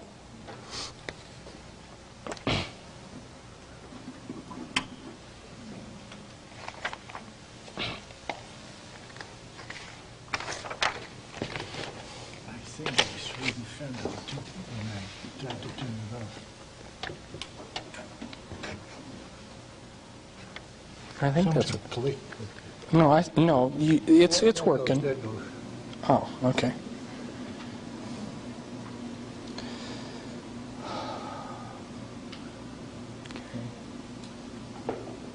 There. Now we can see it. Okay. Now, last segment, I focused in on one particular point in history. Right now, I want to focus in again on one particular point in history. What I'm trying to do by doing that is use it as an example of the bigger picture, okay? And one of my favorite points in history that I've enjoyed studying was the Civil War. So I've picked that as a point in time, and I'm going to discuss 3 people within that period of time all of you, I'm sure, are familiar with Abraham Lincoln and Ulysses Grant, who was his top general during the Civil War, and John Brown, who was an abolitionist who, because of his activities, he provoked the South into wanting to have an armed rebellion. So we're going to focus in on these three men, and I think that will give you an example of how things have been going down through the years. Let's focus in on John Brown first. John Brown was a Freemason and a Rosicrucian. So was his father. And he was taught by a man named George Lippard to be an anti-slavery abolitionist. George Lippard started the anti-slavery society. Another Rosicrucian at the time who was also an abolitionist was William Lloyd Garrison, and he started that anti-slavery society in 1832, and he was a member of the Order of the Rose, which was an occult organization in England, in 1834. John Brown did not understand much about the Scriptures. He was a murderer. His sons were murderers. John Brown, as he traveled, happened to go through a Mormon settlement where they were teaching blood atonement, that if you sinned, you could atone for your sin by shedding real blood. And so he picked up one of the few things that he thought he knew about the Bible, and that was, for the wages of sin is death, and he thought that that meant if someone was a sinner, gave them the right to blow them away with a shotgun.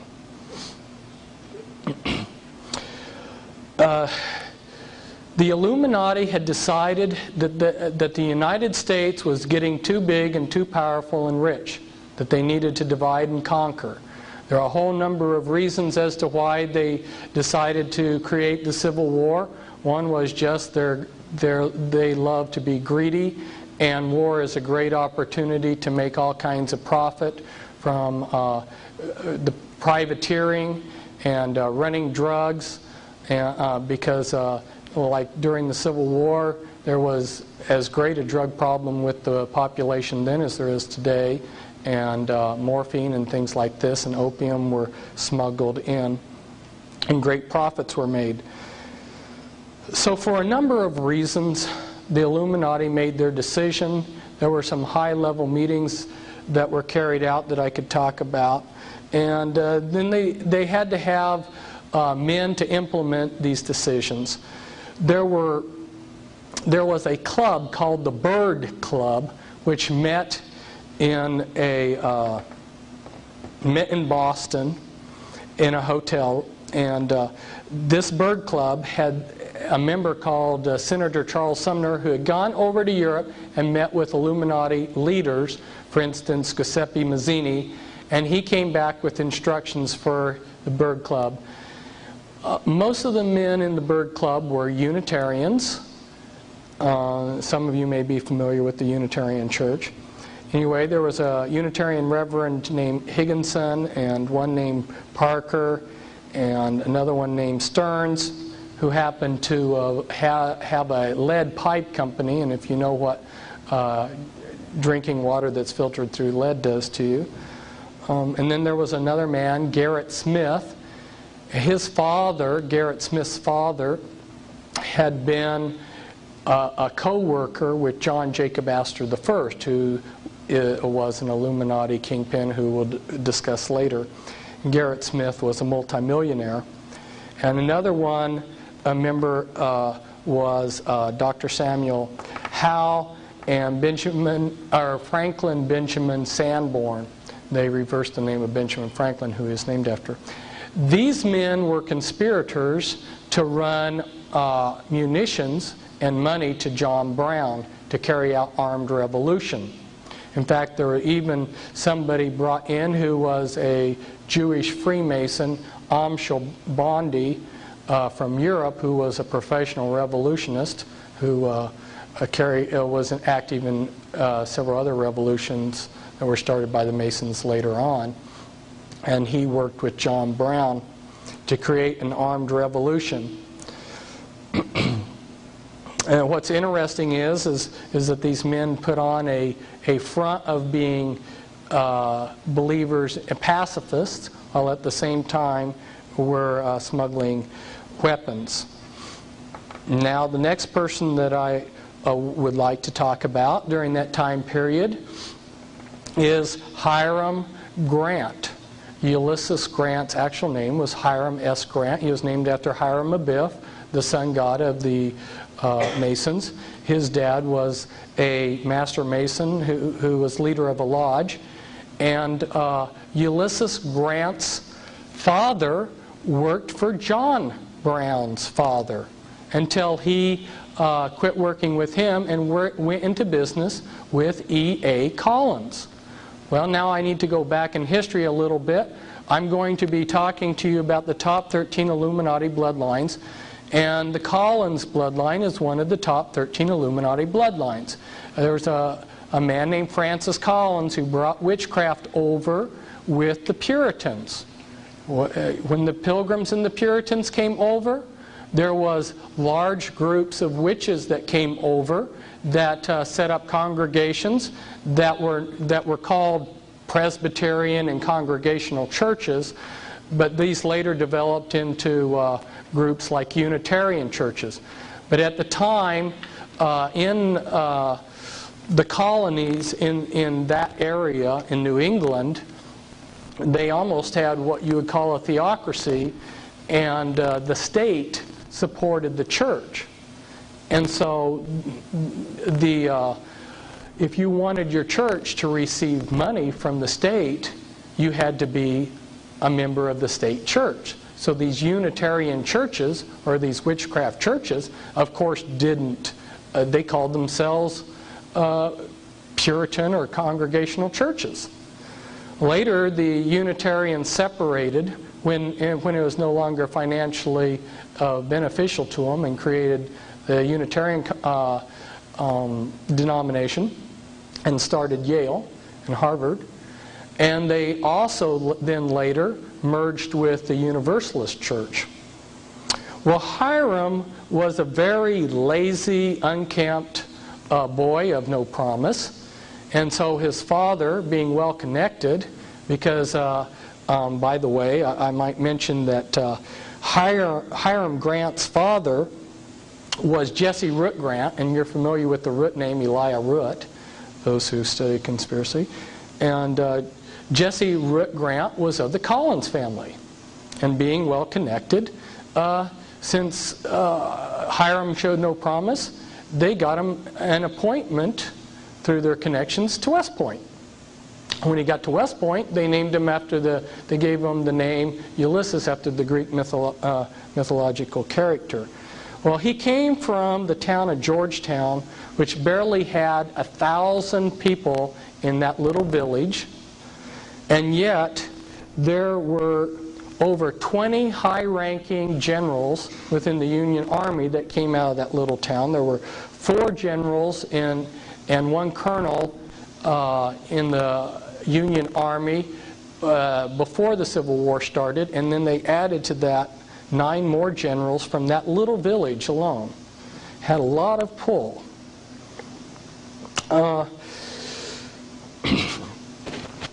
The Grants later had a branch off of them. These bloodlines are like trees. They branch out in many different directions. The Grants later branched into the Wheelers, and my co-author on 2 of my books was someone who came out of the Illuminati, and she was under their mind control, and her father was a Wheeler. And her great uncle, in other words, this man here, General Earl Grant Wheeler, he was a descendant of Hiram Ulysses Grant. And you will not hear very much about Earl Wheeler, but Earl Wheeler was in charge of the U.S. forces during the Vietnam War. And underneath him, or working with him, was McNamara, who is also an Illuminati Satanist.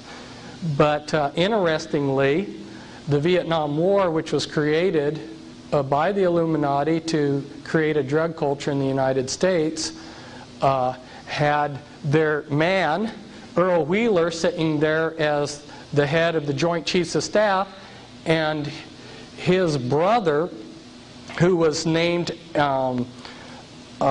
Ulysses Grant Wheeler, his brother's son, Leo Wheeler, was on the west coast of the United States, helping bring in the drugs from Vietnam. Now, Ulysses Grant, he entered the U.S. Army when the Civil War started on April 23rd, 1861. And on August 7th, 1864, he was made Commander-in-Chief of the entire Union forces. And then that was antedated back to May 17th, 1864. So what we see here is Ulysses Grant going from buck private to Commander-in-Chief of the entire Union forces in 3 years. Now, one of the branches of the Collins family that branched out before the 19th century started was the Todd family. And guess who married a Todd? Abraham Lincoln. He married into the Todd Collins family. And his wife had seances in the White House. Well, let's discuss a little bit more about General Grant. General Grant later became President of the United States, and on his cabinet he had 8 Masons. And he also had a man named Columbus Delano, I think, as his Secretary of State. Delano was an ancient elite family that goes back to the black nobility in Venice. And Franklin Delano Roosevelt is a descendant of his. It's a very small world at the top. And the Lee family is one of the top 13 Illuminati families. And there was a man named the Bismarck of the East. He was the chief military man in Asia at the time that General Grant was president. His name was General Lee of the Lee Illuminati family, and he was best of friends with General Grant. And they visited each other. And Grant, of course, like so many of these Illuminati figures, he went to Egypt and visited the pyramids and to the island of Malta. And he also had Alfonso Taft who on his cabinet, and Alfonso Taft is the blood forefather of Clinton. Now let's discuss Abraham Lincoln. Abraham Lincoln's mother, Nancy Hanks, was visiting a town called Lincolnton, North Carolina. And there was a branch of the Rothschild family, which is also one of the top 13 Illuminati bloodlines. And their branch had been branched off as the Springsteins, and then they had shortened it, I think, probably to cover their lineages, to Springs. And you see Abraham Lincoln's half-brother there, Leroy Springs. The Springs, which were Rothschilds, impregnated Nancy Hanks. And she, out of the thin blue air, created the fictional person Thomas Lincoln. And if you go to some of these encyclopedias, they'll say, we know nothing about Thomas Lincoln. Well, there's a good reason. He was created out of thin air, and the world order has been trying to manufacture evidence that the man lived because they try to cover up the tracks of all of this. But the fact is that there never was a Thomas Lincoln. Abraham Lincoln was a Rothschild, and the Rothschilds or the Illuminati was aware of who he was. Abraham Lincoln became one of the leaders of the Rosicrucians. He was one of the Order of the Lily, and one of the 3 men that ran the Rosicrucians in the United States at the time. So when he talks in his speeches about God and these other things, if you ever get around some of these Rosicrucians in Quakertown, you'll see that they use all the terms that Christians use, but they have different meanings to them.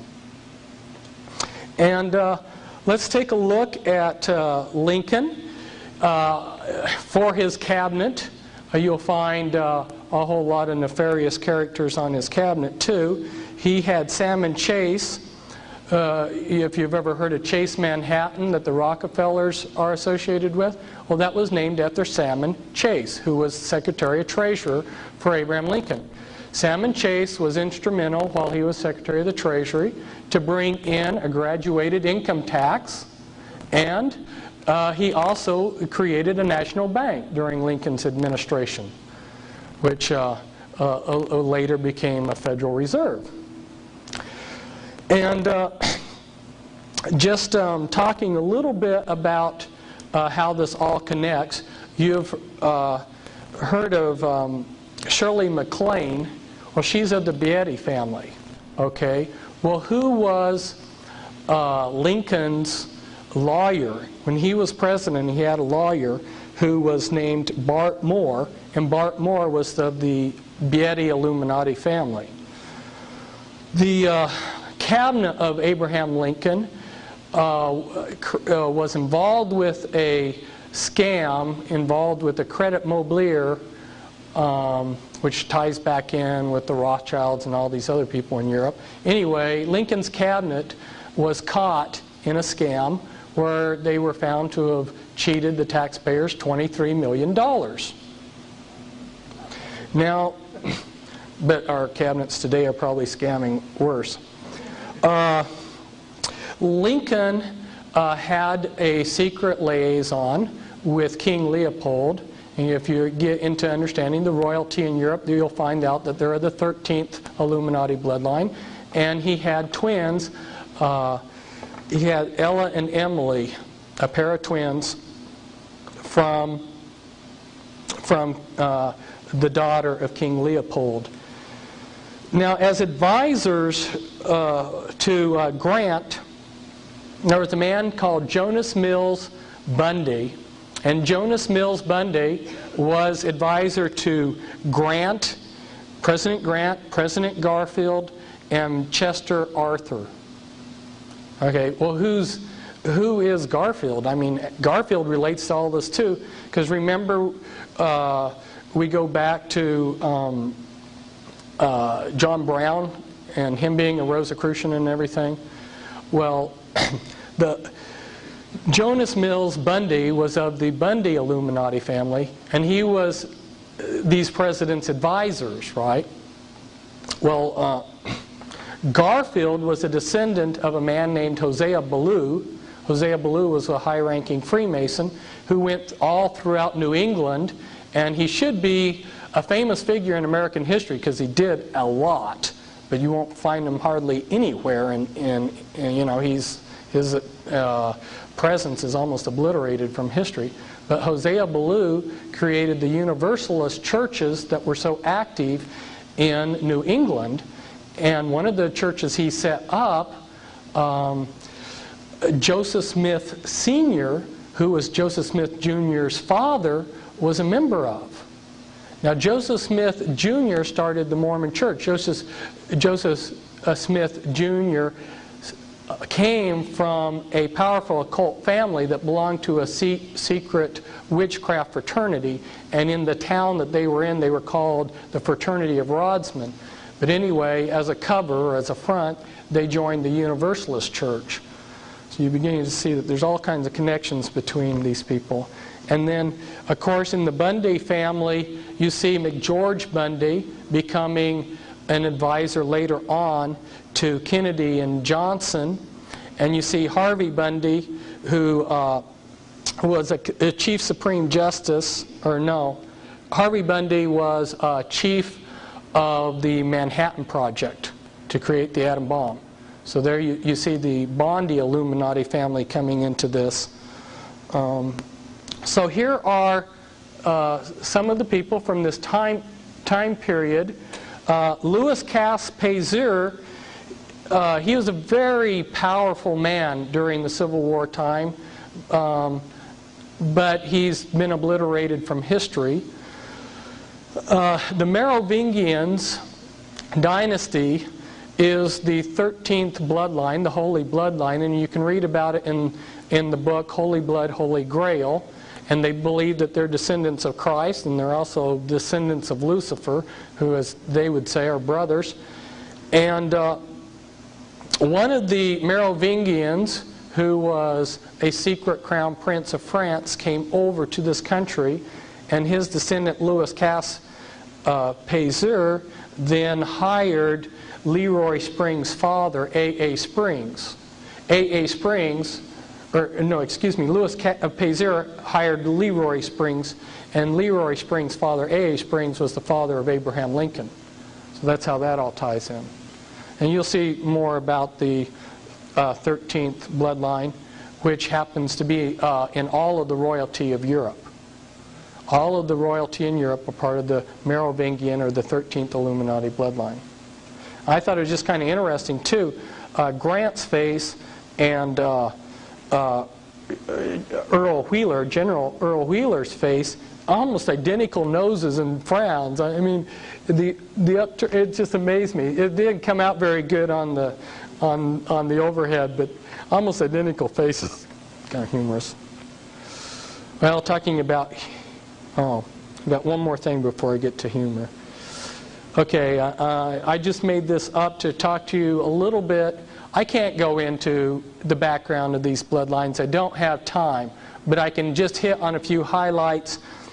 The top 13 Illuminati bloodlines, which maybe I should just mention here real quickly for you. Astor, Bundy, Collins, DuPont, Freeman, Lee, Kennedy, Onassis, Rockefeller, Rothschild, Russell, and Van Dyne, and then the 13th family, which is your Holy Bloodline.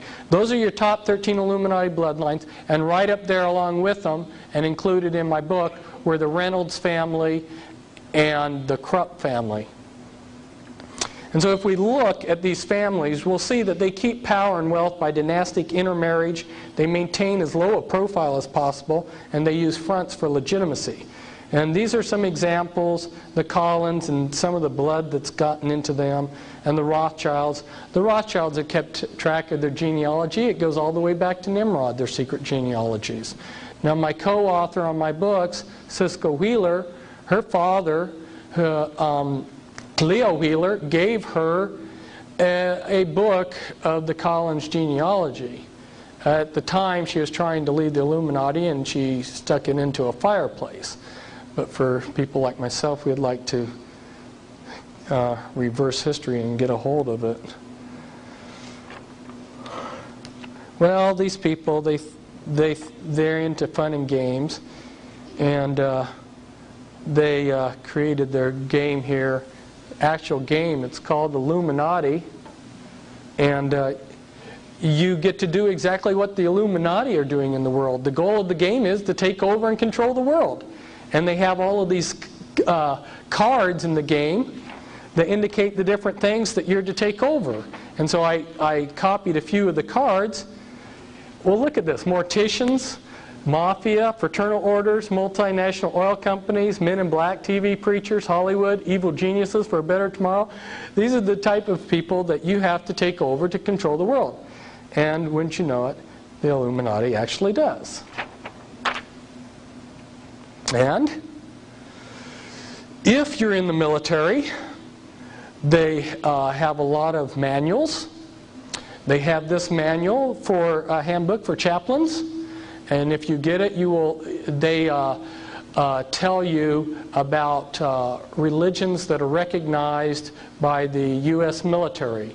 And there are a number of chapters devoted to different type of witchcraft groups. And one of these groups in there is the Church of Satan. which is recognized religion. In other words, if you're a priest in the Church of Satan, you're exempt in serving in the draft because you're a minister. Okay? In this book, this chaplain's book, it's interesting because they talk about the priests within the witchcraft, and they tell you in this book that there are 3 levels to in a witchcraft coven. I'm just saying that as documentation of the next thing that I'm going to show you, which is, that's how the Illuminati is organized, people. And there's a lot that can be said here. There's so many of these transparencies are like a week-long seminar, you know. But I don't have a week on each of them. I've tried to condense down here to show you how the original reconfiguration of the mystery religions in 1776 had 13 lifetime positions in the Illuminati, but that was too weldy. It's too difficult to go through 13 positions. So they reconfigured it around the Civil War time, and you've got 2 levels, and three components really that I should talk about. Isn't this very similar to the earlier pyramid that we showed? Remember? Where we had the broad masses and a clergy class and then secret ruling bodies? Very similar? Right? Yeah. The anarchy level. If you want to read about the anarchy level, I've got a book, Ezekiel 6:3, where I list hundreds and hundreds of witchcraft organizations and their addresses. I give hundreds of ritual sites all over the United States and Great Britain, and you can really bone up on it. And then I have a complete list of all the Illuminati standard rituals and a list of occult rituals, which every day of the year has something that could be celebrated by these people. So there's always an excuse to have some kind of witchcraft ceremony. They reconfigured things so that you've got an anarchy level and a hierarchy level. It's very good because the anarchy level is very confusing. The anarchy level are all these covens out there that have individual unique practices. None of them look related. So you enter witchcraft as a novice witch, and you become a craft practicing witch, 2nd degree, and then you become a master witch, which is identical to Freemasonry, the first 3 degrees, right? In fact, Freemasonry's rituals and witchcraft rituals are identical, except that Freemasons leave their clothes on. Then, if you're one of the people that are selected to become a hierarchy member, and I won't go through the process, their criteria, but if you are initiated into the hierarchy level, if you're in the women's, you'll become a Sisters of Light, and then as a teenager you'll be inducted into the Mothers of Darkness, and then from there you'll become a grandmother. And then beyond that, there's special positions. Now what's very confusing when you're dealing with people that come out of the Illuminati is that the Mafia and the Illuminati bloodlines each family has their own self-governing bodies. So within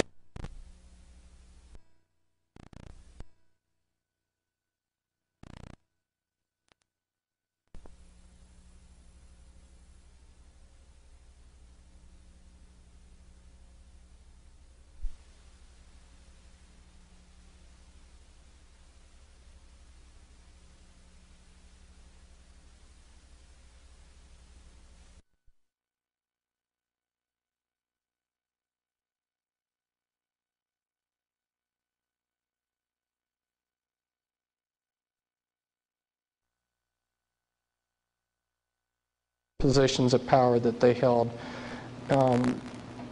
Above the standard 6 lifetime positions,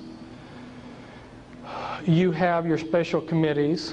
You've got your council of 3, your council of 5, council of 7, council of 9, council of 13 or your Grand Druid Council. You've got your committee of 300, your committee of 500.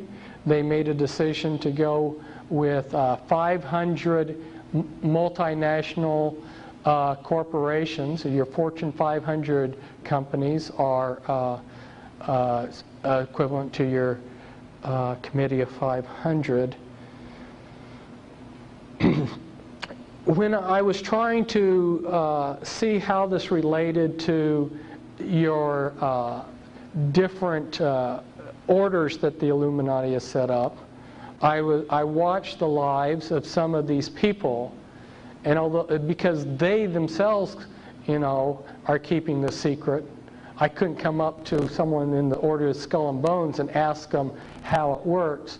So I just studied their life and figured it out that way. And as I watched, I saw them go through basically about the same pattern as the system here, which first you'd be tapped to become a candidate in something like the Order of the Skull and Bones, which George Bush, by the way, is a member, as you know. And then your first position there is a knight. And then very soon, after your first year, you become a patriarch. And then from there you go into the leadership. Or if you watch some of these men, as they progress in life, see what I did was I said, well, I can't figure out what the levels are from looking outside in, but I can see chronologically how they advance. And chronologically, somebody's going to go up the ladder, right? You don't go down the ladder, you go up. So you just look chronologically at how these men are moving up, and you'll see that they'll join like the Council of Foreign Relations or the Royal Institute of International Affairs, and then from there they'll go to roundtable groups, and from there they'll go to the Pilgrim Society. Pilgrim Society is very seldom mentioned by conspiracy theorists. It's far more powerful than the Council of Foreign Relations. And this is showing you some of the other relationships with some of these other things. The Illuminati itself, they are what's called Gnostics. They believe in a Babylonian dualism, but under their structure, or incorporated into their structure, is the Satanic Brotherhood. And within the Brotherhood, you'll find a 3-tiered thing again. You got your Black Brotherhood, the Red Brotherhood, and as you go up, your Great White Brotherhood. I've shown you the steps there for the OTO. The Illuminati works through a lot of organizations, and when you understand the mind control later on, you'll understand better. There's so much to tell you, and it's so hard to explain because it has to be explained in steps. But later, I may be able to explain to you how somebody in the Illuminati can operate at all of these different levels.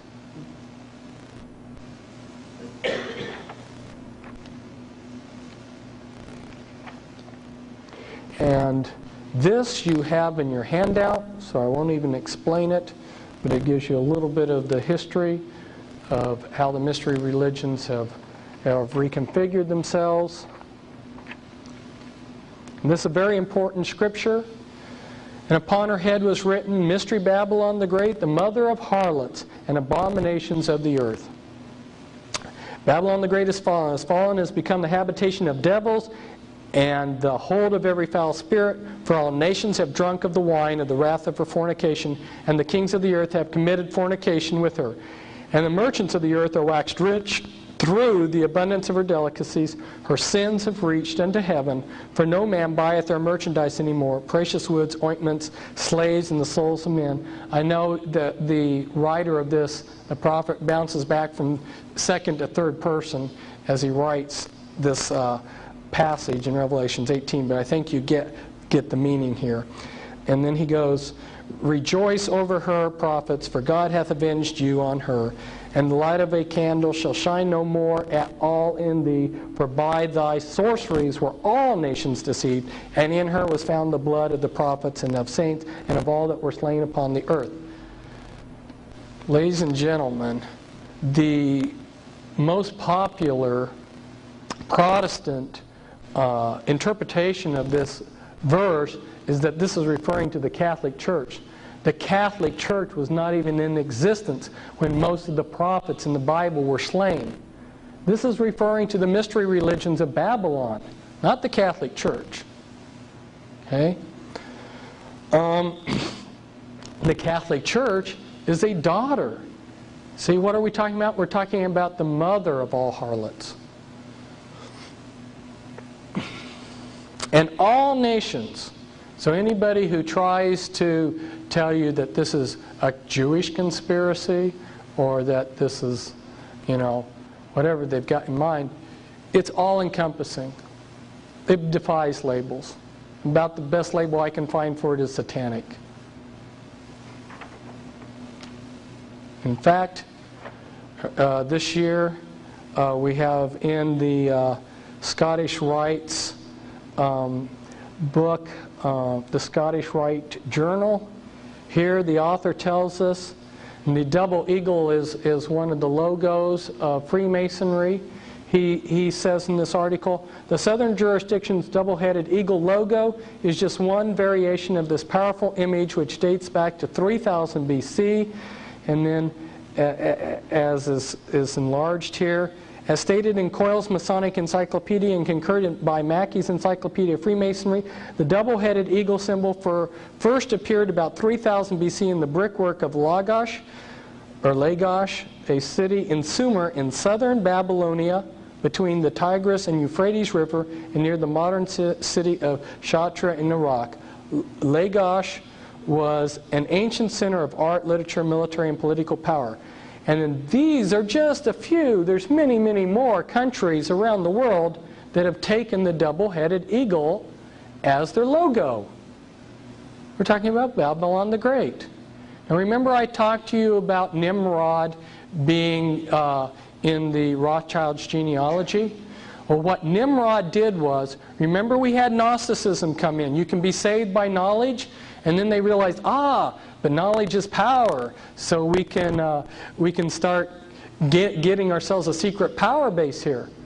Well, then along came Nimrod, and his great innovation is let's make this church organized and let's unify it, because Nimrod was a great warrior. Let's take this church, organized religion, and match it to state power. And by combining state power with a religion, like you saw the Catholic Church during the Middle Ages, you have something very powerful. That is Nimrod's Babylonian system. And throughout the world you'll see, like here, Colombia, Turkey, Bolivia, Chile, Honduras, Italy, El Salvador, Scotland, Philippines, Israel, Paraguay, Germany, Mexico, France, they all have the double-headed eagle as their logo. And there's others too, like Canada. This I just threw up here to show you that in my writings, like in my Be Wise as Serpents books, I try to untangle the confusion that's out there. There are so many of these groups with similar names. You talk about the Knights of Malta. There's all kinds of groups with the name Knights of Malta. And then the Knights of Malta go by several different names, which some of these other groups also go by. So nobody who's out there that's exposing this world system, this conspiracy, has really untangled this for people. And there's a lot of confusion going on out there. And so in order to help people, I've done some of that, taken the trouble to try to unscramble it for people. This comes from the Talmud, and this was the foreword to the Talmud. And it says, when we come to the Babylonian Gemara, which is the Talmud, we are dealing with what most people understand when they speak or write of the Talmud. Its birthplace, Babylonia, was an autonomous Jewish center for a longer period than any other land, namely from soon after 586 before the Christian era to the year 1940 after the Christian era, 1626 years. So that was a Jewish center there in Iraq for all those years down through modern history. And over here it says a reliable English translation of the whole Babylonian Talmud has long been looked forward to by scholars. All the censored passages reappear in the text or the notes. You see, when the Jews were in the Babylonian captivity, the mystery religions created a daughter organization of priesthood, which were called the Pharisees. It was a mystery religion, and they had a front, and they had the esoteric front, which looked good, and then they practiced their satanic rituals in secret, and that came from Babylon. And of course, they, like the Illuminati, they had wanted to keep their tradition secret for years, but they finally had to write it down. But there were a lot of passages that were censored out of the text that the public was allowed to see. And what this is commenting on is finally they're coming up with a translation that's going to give more of what the full Talmudic text says. This is the Jewish Encyclopedia. The belief in the magic power of the letters of the Tetragrammaton and other names of the deity seems to have originated in Chaldea, same area of Babylon. Chaldean magic, whenever then the Thurgic goes under the name Sefer or Kabbalah Zephyrah, induced Babylonian rabbis of the 4th century to create a calf by magic. And here it says Gnosticism was Jewish in character long before it became Christian. And the whole dualistic system of good and evil powers, which goes back to Zoroastrianism and ultimately to old Chaldea, can be traced through the Gnosticism having influenced the cosmology of the ancient Kabbalah before it reached the medieval one. And it says the Klepet, the medieval Kabbalah, are found in the old Babylonian incantations. So the Kabbalah is based on Babylonian magic. The secrets of the Thurgic Kabbalah are not lightly divulged. See, that's esoteric knowledge. It's hidden. You're only given the knowledge of the Kabbalah and the Zohar and so forth in increments. The whole system of conjuration of angels and demons by which the evil spirits were exorcised, even the magic sign or seal of King Solomon, known to the medieval Jews as the Shield of David, has been resurrected. And what this is telling us here is that with the destruction of the temple, this is from Jewish Encyclopedia, the Sadducees disappeared altogether, leaving the regulation of all Jewish affairs in the hands of the Pharisees. When the temple was destroyed, the group that took over Jewish life from then up till now has been the Pharisees. And the next paragraph bears that out. Henceforth, Jewish life was regulated by the teachings of the Pharisees, which were a branch of the mystery religions. The whole history of Judaism was reconstructed from the Pharisaic point of view, and a new aspect was given to the Sanhedrin of the past. A new chain of traditions supplanted the older priestly tradition. Pharisaism shaped the character of Judaism and the life and thought of the Jew for all the future. So from that time until today, the Pharisees, known as the rabbis, have been in control. And that doesn't mean that all rabbis are evil. It's just like we go back to the tree of a tree that was in the garden of good, the tree of good and evil. Some of the fruit on that tree is good, and you'll find some rabbis trying to do good, and they will say, "Yeah, they know. If you can get them to talk, they'll tell you about the rabbis that they know personally who are Satanists and into black magic and using the Kabbalah for evil." This is just saying that the Talmud, which is the teachings of the Pharisees, which was codified several hundred years after Jesus, ranks in significance above the Torah, And the Torah are the first books of the Bible. Which if you're in the synagogue, you'll see that they keep the Torah housed. And this is from the Jerusalem Post International Edition. This was a Jewish magazine that was intended to go throughout the world. It's the International Edition. And this is written by a rabbi, and the title is The Chosen. He says, countering Maimonides, who was a Jewish rabbi, the great medieval sage Rabbi Yehuda Halevi claims that simply being born Jewish is in itself a segula, a sign of privilege and uniqueness. Rabbi Yehuda Halevi divides the world into 4 realms, from the inanimate to the vegetation to living creatures to human beings. But above everything, God created the Jewish people, His own nation, charged with a certain mission on earth. Therefore, each person born a Jew is endowed with a special inyan Elohai, where we get the word Elohim, God, godly element. God doesn't make their distinctiveness dependent on religious observance. In other words, if you're born Jewish, according to this rabbi, you're divine.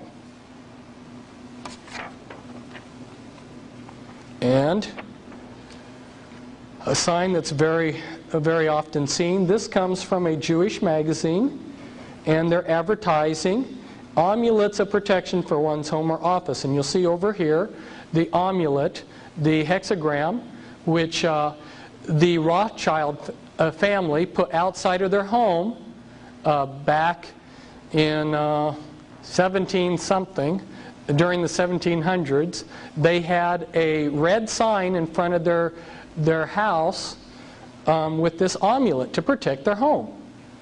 And from that sign, they got the name Rothschild, which means in German, red shield, or the red sign, the red hexagram amulet sign that they had in front of their house. Before that time, they were known as Bauer. And there are Bauers here in this country who are descendants of that Rothschild lineage. So it was just Amschel Bauer that changed his name to Rothschild. These people are great at changing their names and hiding their lineages. I'll tell you, of all of the people that I have worked with that came out of the Illuminati, I so far haven't found one person whose last name matched the bloodline that they belong to. And if you know how many people are in power that have the last name, it really makes you wonder how prolific have these bloodlines been. You have to understand, if you're a multimillionaire and you can have 50 or 60 concubines out there having babies secretly and hiding all these lineages, you can have a lot of offspring. And they have the power to keep track of these genealogies. Again, going back to the Civil War, the Jesse James gang, you've heard of the James brothers. Well, the James were descendants of the Rothschilds. And Jesse James' father was a soldier in the Southern Army. He was the one who fired the first shot that started the Civil War at Fort Sumter. And Jesse James was a 33rd degree Freemason. And his father was in an occult organization that the Illuminati set up to create the Civil War, which was Order of the Golden Circle. See, it's a very small world at the top. I could go on and on. It gets kind of, when you're a researcher like me, your head begins to spin when you see people like Reagan and FDR being related in some way. Now, how is Reagan and FDR related? FDR's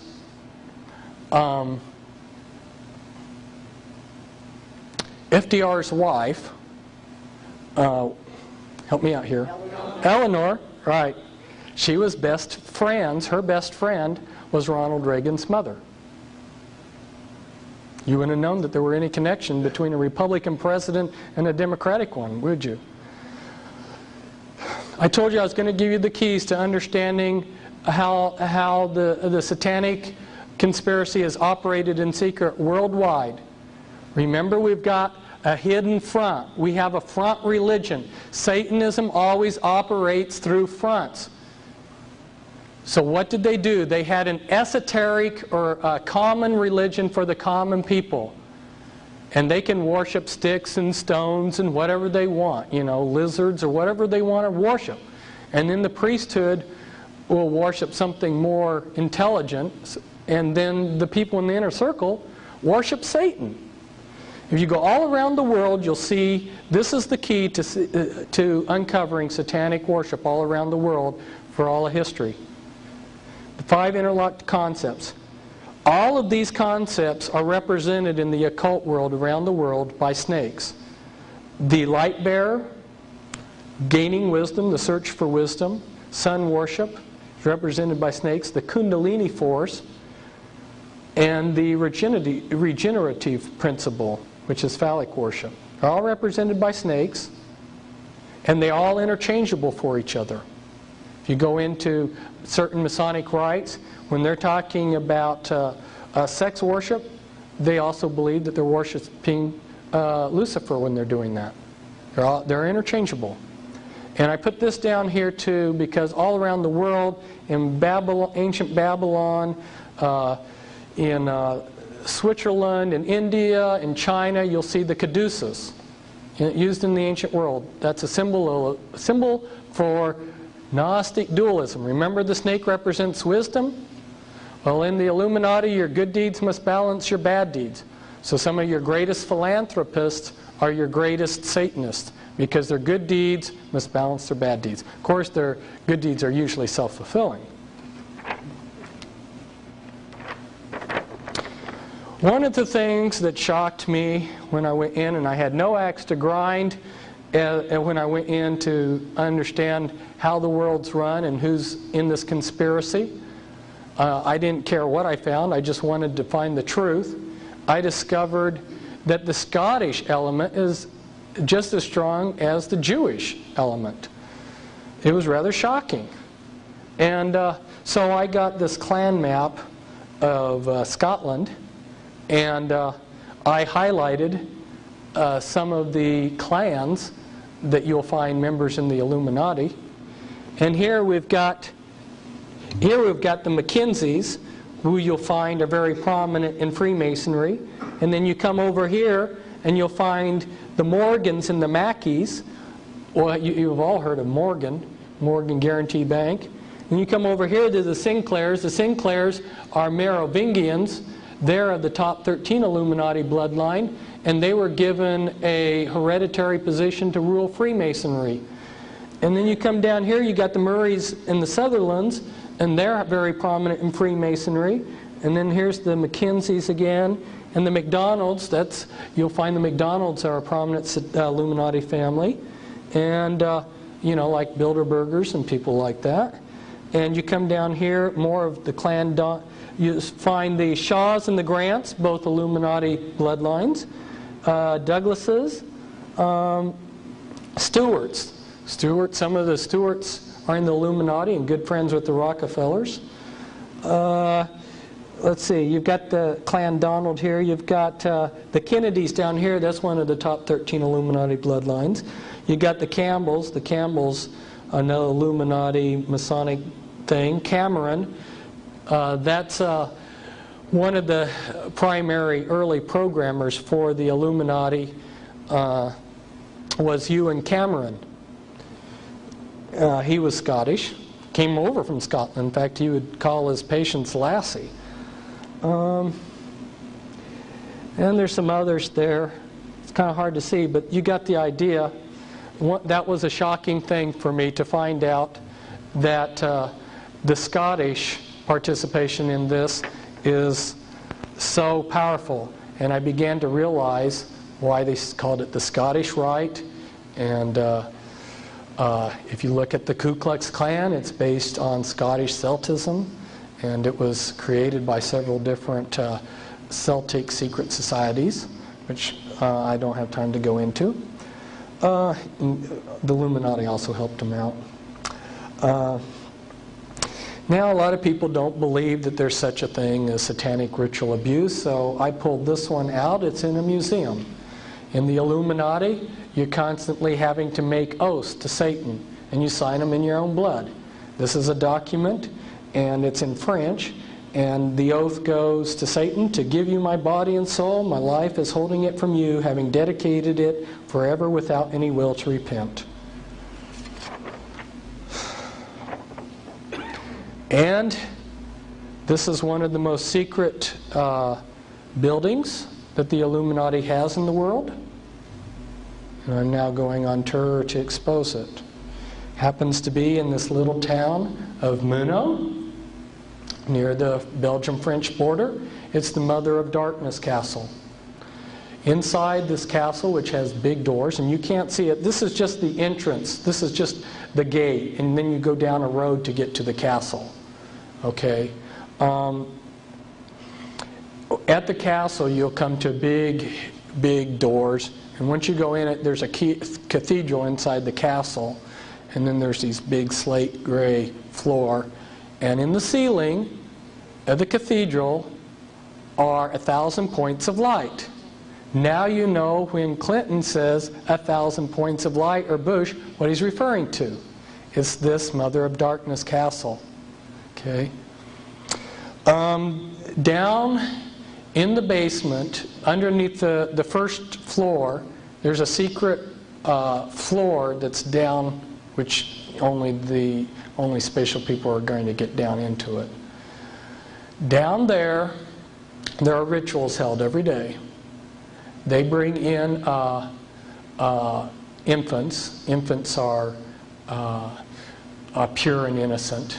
And every day they sacrifice a number of children, and they drain the blood from these children, and they write the history of how Satan's bringing in his New World Order on parchment down there.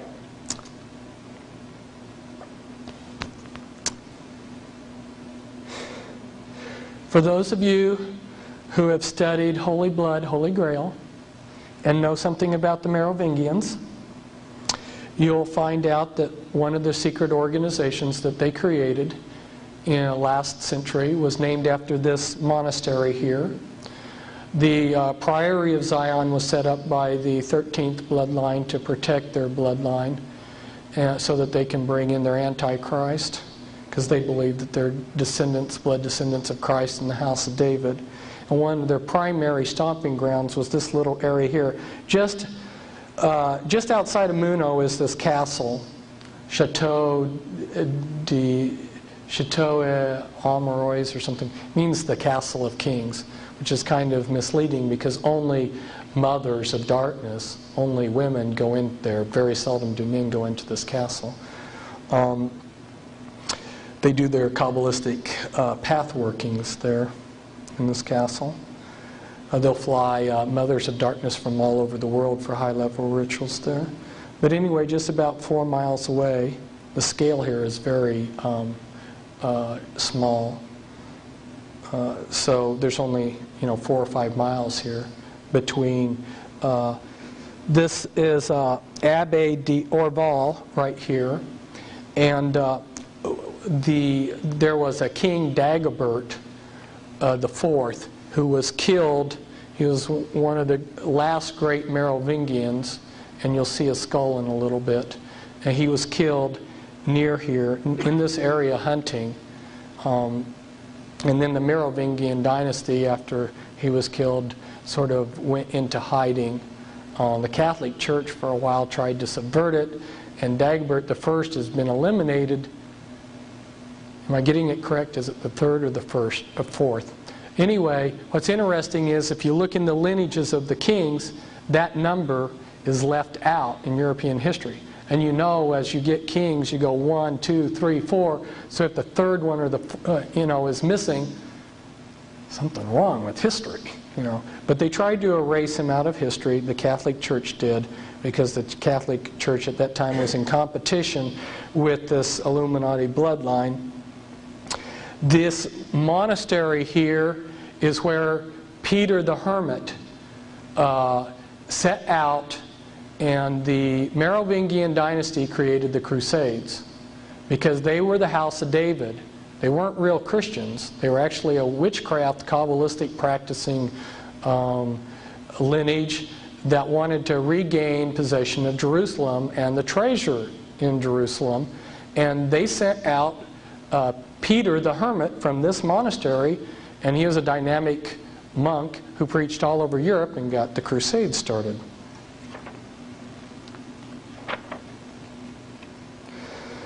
And if you're a Grand Master in the Illuminati or a Mother of Darkness, you'll do your Kabbalistic path workings of the 26 paths of your Kabbalistic tree of life and Satan's version of the tree of life. You'll go through your 13 paths of immortality, which imitate the disciples. And the final one is the Holy Grail, where you end up committing what's called vampirism, where you end up becoming addicted to blood because during the rituals, the people that are killed are in a high state of excitement, and there's a substance which is secreted into the blood which makes a person excited, like adrenaline. And when you drink blood of people that have been ritually killed, it gives you a high, and you become addicted to that high, which is why Al Gore carries a suitcase full of vials of blood. But anyway, if you're an Illuminati adept, you'll be trained in these various things. It's very eclectic. As Christians, we think of, this denomination, that denomination, and if I'm Baptist, I wouldn't go to a Presbyterian church or something. In the mystery religions, anything that's esoteric and magic, they learn. They want to know it all.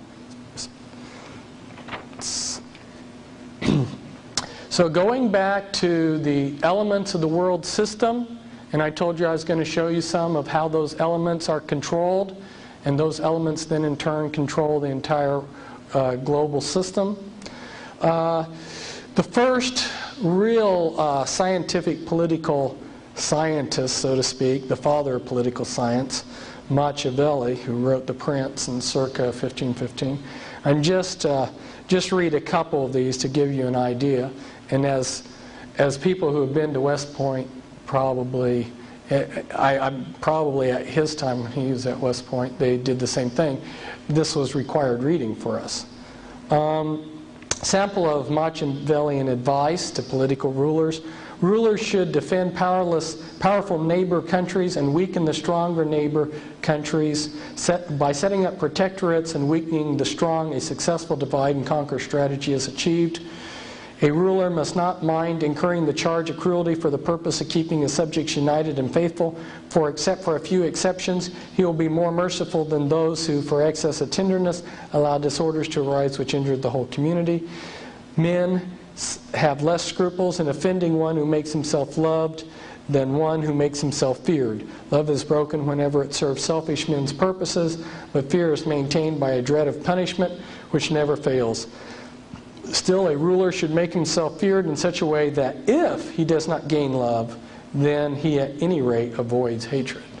So the Satan inspired, when you read The Prince, I can see nothing but Satan inspiring the work as to how to create political science in order to scientifically control the world.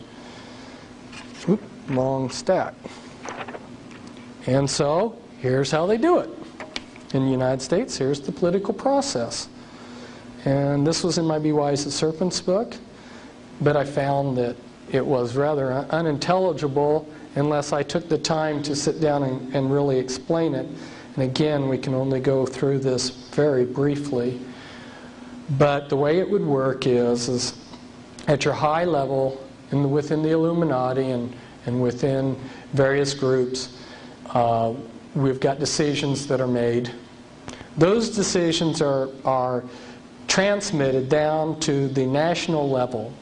Okay, on the national level, we've got a group called MJ12, and they're Majesty 12, Majestic 12, The code that's stamped on their paperwork is MAGIC, M-A-G-I-C. It's got a double meaning there, doesn't it? And this goes back to Plato. Plato, who's a very important person in the occult world, said that countries should be ruled by these wise men.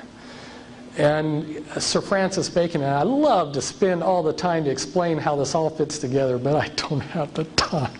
But Sir Francis Bacon, who wrote The New Atlantis, Sir Francis Bacon was very instrumental in this country being settled, and his actual book was called something about the Rosicrucians, but the title got changed to The New Atlantis.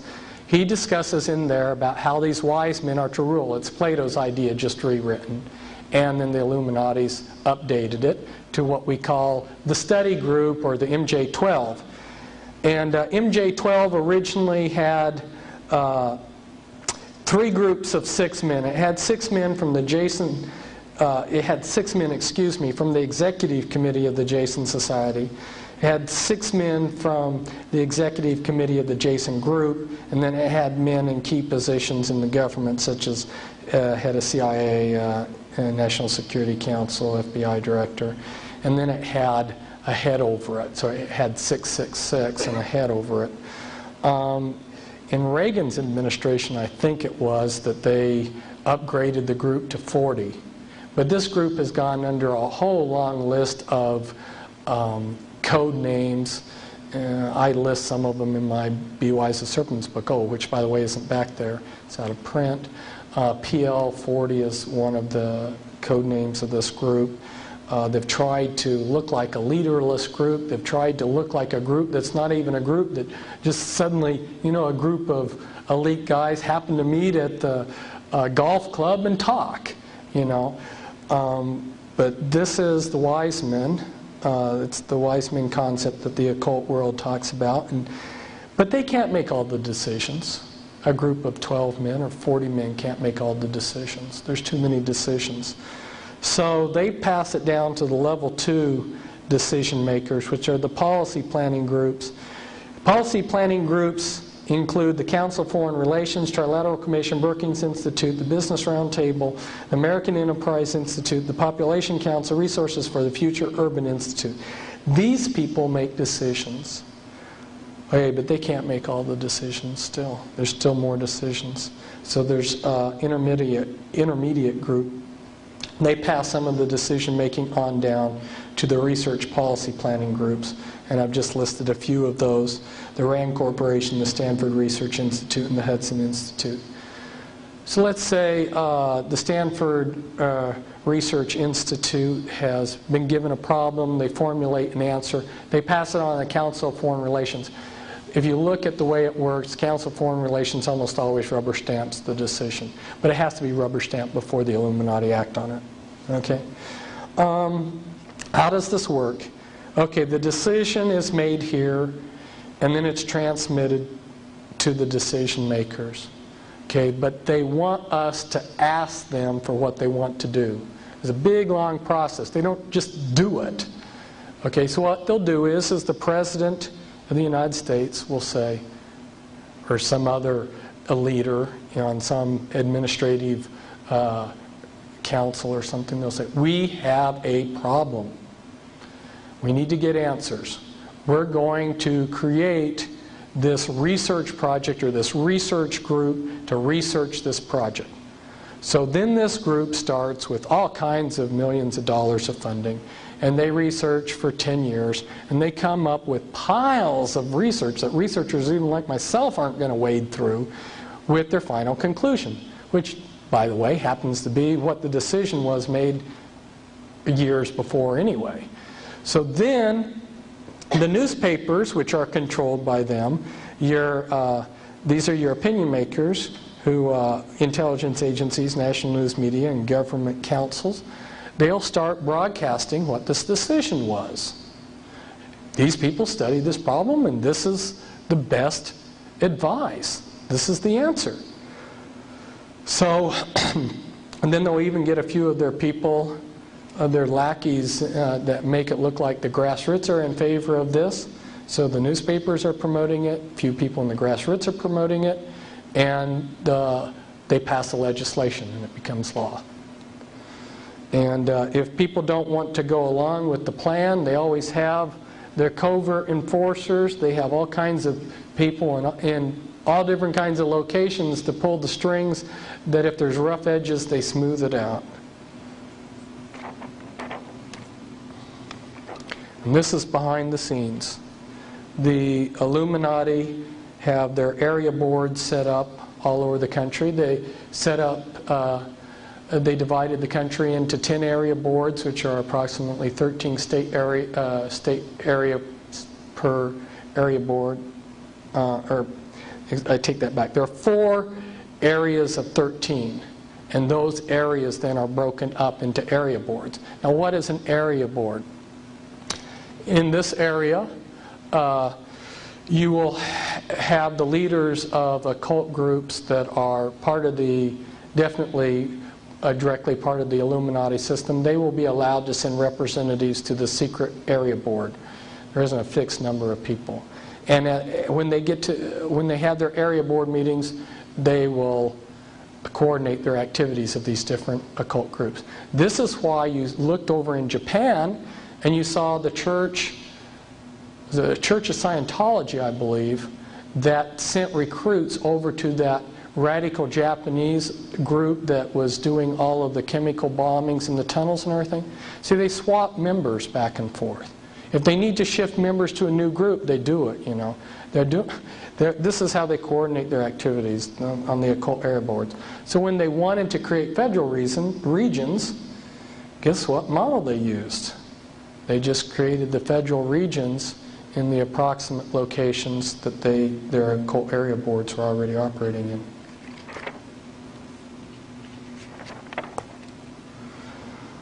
Okay, that was the political side of things, which was the state or the order. And if we go in and look at the financial element in the world system, how is that controlled? This was a page, and they've tried to keep this very secret. This information is not out there in very many places. Wasn't out there, but fortunately we have it. They created fractional reserve banking, the Federal Reserve System, and the stockholders of the Federal Reserve System are listed here in this listing. And if you can see some of the names there, you'll see Morgan, Rockefeller, Pine, Reynolds, Warburg, all Illuminati families there, Hummel, and these people own the stock of the Federal Reserve. When the IRS collects our taxes, the first check that they write out is sent to the Federal Reserve to pay the Federal Reserve, which is a private corporation, for the use of their money. And that check is billions of dollars. It's a huge check. So I can't remember now the figure off the top of my head what it is we pay in interest for the privilege to use the Federal Reserve's money. This is just like Federal Express. Federal Express is not part of the government. It's owned by the Rothschilds.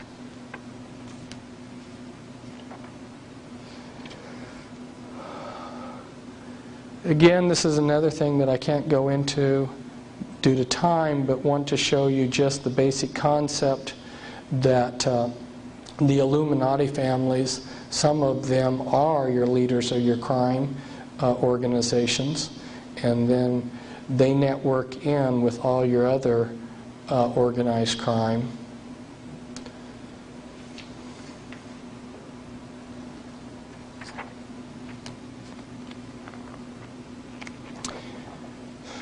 Remember, we talked about health and markets and things like this.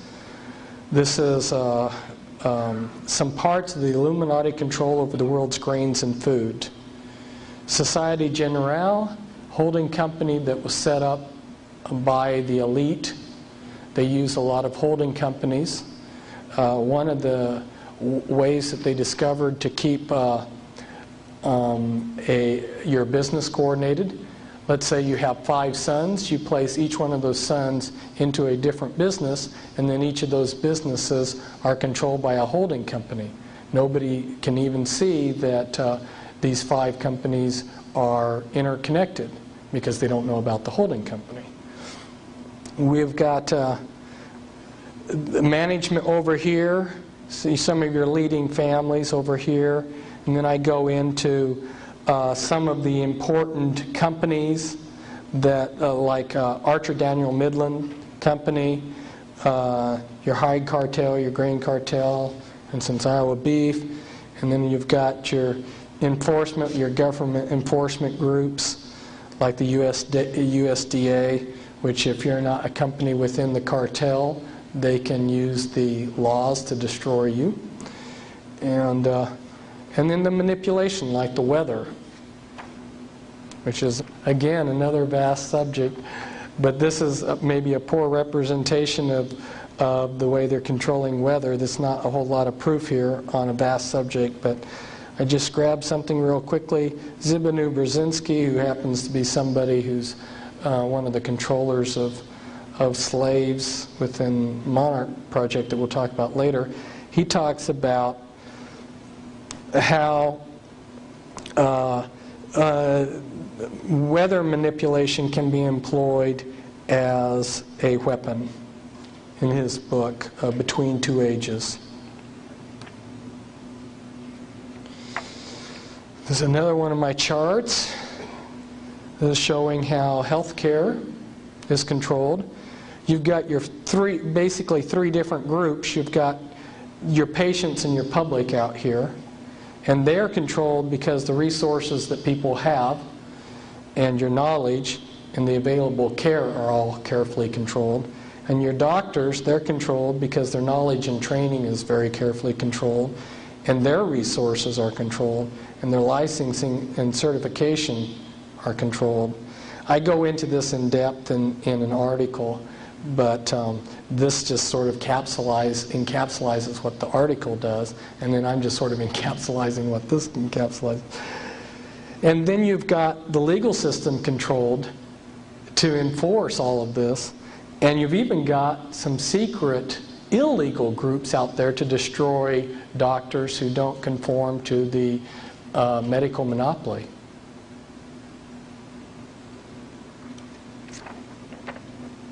Very powerful. This is Illuminati control, Illuminati mob control of Hollywood. You got your mafia and Illuminati councils.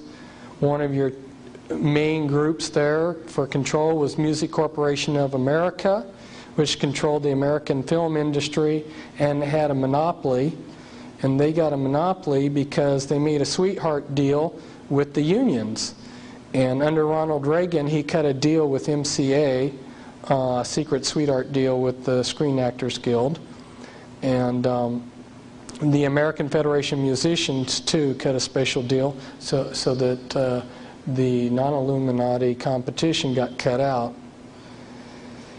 And then I mentioned here, down here as an example, your Rat Pack, which are...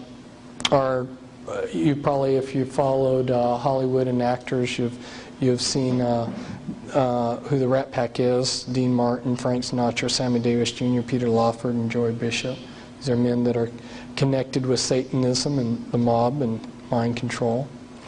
And talking a little bit about how the Illuminati families tie in genetically with some of these, and just giving a little sampling here of some of the leadership of some of these companies. I mean, this could just go on and on. If you look at the leadership of some of these companies, some of these groups that are controlling Hollywood, you'll see the Illuminati presence there.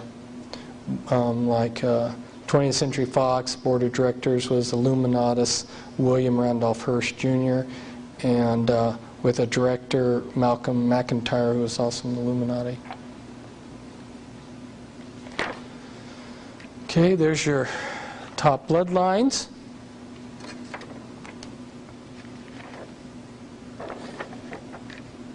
This was Joseph Smith Jr. He was Joseph Smith Jr. and all of the leadership of the LDS Church in Salt Lake City and the RLDS Church have all been of one bloodline. In fact, their present leader, Gordon B. Hinckley, I believe is a Merovingian descendant through Nathaniel Hinckley. And that goes back to the Plantagenet family, who were Merovingians.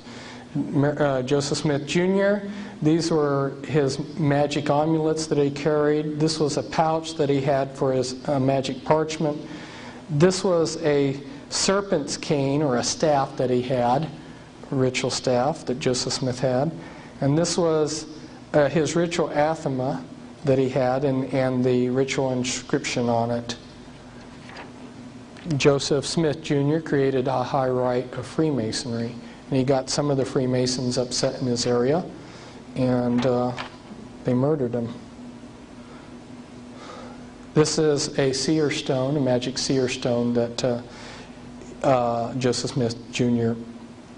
had, and another pair of magic parchments that Joseph Smith used that were his, that were passed down generationally. And this is Brigham Young with his Masonic pin there. And these people are the Merovingian dynasty and the tribe of Dan. You'll find out that when the Mormons got started, they created a secret group called the Danites, which were assassins to keep their opponents, or kill their opponents. And here's Dagobert's skull, and it's preserved in a convent. And this was St. Clair, who was at one time the leading Merovingian, or the head of the Priory of Zion, which in French is something like Peu de Zion. I don't speak French, so.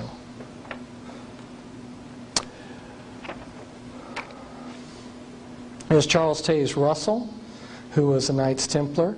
Charles Taze Russell, who started the Watchtower Society of the Jehovah's Witnesses, ritually murdered by the Illuminati on Halloween, has his ashes protected below a pink granite pyramid made from the sacred enchanted rock mountain at a sacred site 18 miles north of Fredericksburg, Texas.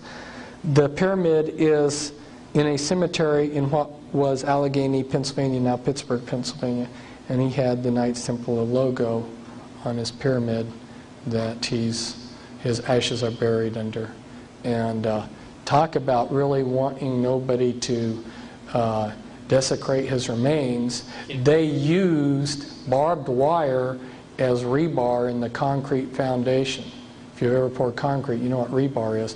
Well, they used barbed wire for rebar to make sure nobody got through to his ashes. And the problem with Freemasonry isn't just with the Jehovah's Witnesses or the Mormons, or their founders, or some of the other groups, but a lot of groups are tied back in, as this is a stained glass window showing the upside down pentagram, and this is in West Virginia. This is a Church of Christ, a couple Churches of Christ, with a strange form of a Masonic logo. This is some of the Astor Illuminati members, and I don't have time to go into the members of these families. I might just briefly comment on one. That's John Jacob Astor I. Came over from Germany. The Illuminati gave him a concession to operate drug smuggling. There had been fur trading going on in North America for several centuries. Remember, Columbus came in 1492 and people started trading furs with the Indians soon after that. Well, he came to the United States after the Revolutionary War. Within a matter of just a few years, he had a total monopoly over the entire fur trade in North America. How did he do that?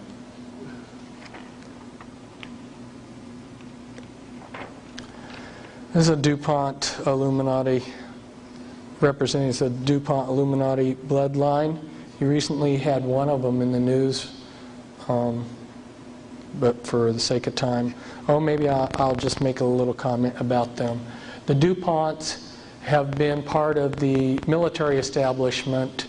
They have produced the gunpowder for the United States since before the War of 1812. They have made millions of dollars every war that we've fought, and they are also major producers of chemicals. There isn't any day that you go through life where you don't use materials that aren't. Every day of your life you're touching materials that their companies have made. It's that extensive, their contributions to our lives. This is a Freeman Illuminati family. Gaylord Freeman, he was at one time the head of the Priory of Zion, the 13th Illuminati bloodline. He was an advisor to 2 presidents. And Roger A. Freeman was also advisor to 2 other Freemans. Also advisor to 2 other presidents. And then this is a picture of one of the Freemans that's in the Skull and Bones order, which is just one of the many groups that the Illuminati have set up in many of the college campuses as an entry point into the Illuminati. This is the Kennedy Illuminati bloodline. Kennedy, as so many of these occultists, made his pilgrimage to the Great Pyramid.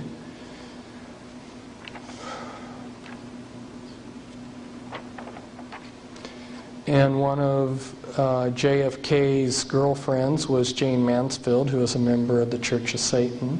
Another close friend of John F. Kennedy was Sammy Davis Jr., who ran with the Rat Pack, and he was also a member of the Church of Satan. There he is with Anton LaVey. And the first Kennedy in history was named Brian Boru.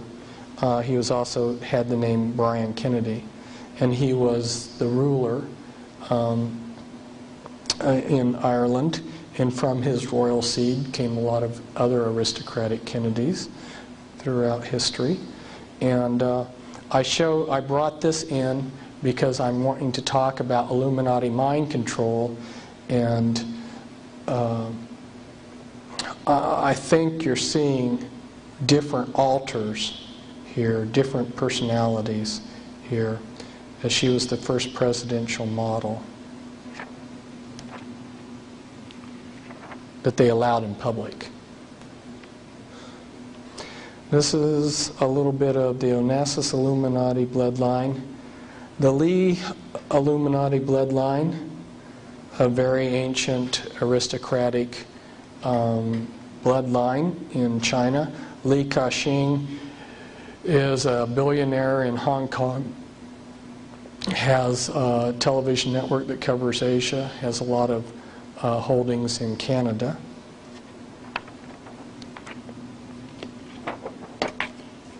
Rockefeller Illuminati bloodline. And Winthrop there was reported to have the largest porn collection in all the world. He was gay and homosexual, and is one of the big money bags behind Clinton, besides Pamela Harriman. And this is, you can pronounce his name Guy de Rothschild or Guy de Rothschild, if you want a more French pronunciation, Guido. I believe that from working with high-level Illuminati people, that he is either the father of the Antichrist or the father of the Antichrist John the Baptist. And this is one of his homes, his son David. And yes, he is alive today. These are just some odds and ends of the Illuminati. That's Hitler's grandmother. She was a maid in Vienna for the Rothschilds and was impregnated by them. Hitler's father was paid money to change his name from Schicklgruber to Hitler, which had an effect of hiding Hitler's lineage. Hitler was a Rothschild. And That's Marquis de Lafayette. Remember I talked to you about the Scottish connection. Scotland and France were buddy-buddies down through history, and Marquis de Lafayette came from an area in France known as Brittany, which is Celtic, and ties very closely in with the Scottish Jacobins and so forth. Russell Illuminati members. There's our much beloved president doing a hypnotic induction of slaves with the sign of Satan. And this is Bertrand Russell. The Russells were an aristocratic family in England. The Russells have been very prominent in helping set up a lot of religions and other groups. William Huntington Russell and Samuel Russell were involved with drug trades and setting up the Order of the Skull and Bones, which was created, by the way, at Yale. Yale being a Unitarian college that already had Illuminati secret societies at it before Yale came. Well, it's very hard for people to see that there's a conspiracy because everything's so broken down on our level into tiny pieces. So I thought if I went in reverse, it might help people see how all of these fragments connect into the whole. You've got different Illuminati goals that are set, and then those goals are broken down into further goals, and then they take all of their different groups throughout the world system and have them participate in different ways. So like, let's say the objective is Illuminati authority. Okay, A, know everything about people, Big Brother. So they've got 9 beast computers which are tracking all people. People are tracked from the cradle to the grave. The IRS, the Jesuits, and other people have a complete memberships of all types of churches on their computers. The LDS are compiling on computer the family histories of everyone alive. The Mormon Church has made it the primary duty of all Mormons to do genealogy work. And they have gone to every nation in the world, and even nations like Red China have allowed them to go in and photograph all of their records. And they have brought these records back, and you'll see where they keep them in a minute. And the task of assembling the backgrounds on everybody is so monumental that they're even secretly getting students in the public schools to participate in this work. Then you get your CIA, IRS, FBI, NSA records of all potential opponents to the New World Order. Got Social Security numbers and Social Insurance numbers to track all people. You've got banks and crediting keeping track of people. You know, when you're making a transaction on your ATM in a few seconds, it's recorded in the beast computer. And then you've got your 911 numbers. And they have detailed information on people in the 911 system. This is a good example to show you how different components work. The Grange, which is a fraternal organization for rural areas, it looks rather innocuous. It doesn't look very harmful, but you look at their logo and it's kind of interesting. It's the Illuminati all-seeing eye. And when the Illuminati wanted to keep track of people, what they did was they called on a favor, and of course the Grange was set up by Freemasons. That shouldn't surprise you. They're sort of the glue that hold this all together, the Freemasons. And the Grange was this good rural group, fraternal group, that did the legwork to get the 911 system brought in. Well, no one would see a conspiracy taking place with all these different little groups, and that may be the only thing that they used the Grange for quite a few years.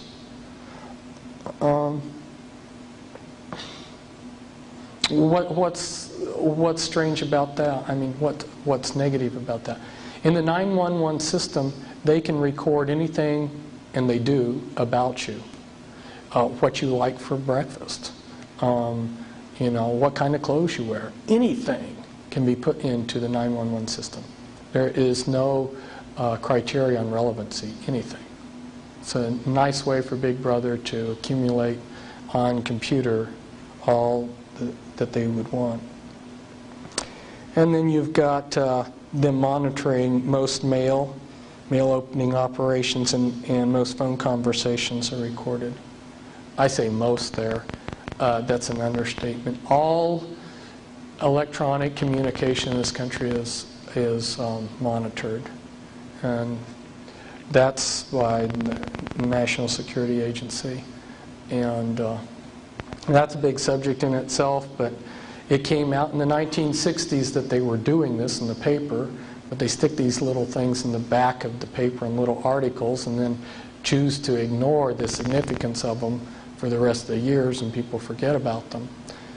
But during the Israeli-Arab War in 1967, to give you an example of the military capabilities of the world system, they had voice prints of every Israeli officer and every Arab officer too. And if you can imagine, when a war's going on, you've got all these people with walkie-talkies and radios and everything, and an American spy ship is off the coast of Israel, and it's picking up all of these thousands of signals, and it's just a spaghetti mix of signals. Their computers can take and unscramble all of these signals, tell where they come from, and because they have every officer's voice print, they can know via the computer who's talking. So they knew during the entire war where every Israeli and Arab unit was, because they knew the officers that went to those units, and if they got a transmission from such and such geographic site, they knew that that officer's unit was there.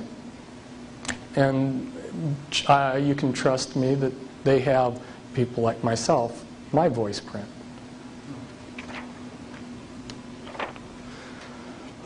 This is where the Mormons store the genealogical records of the world.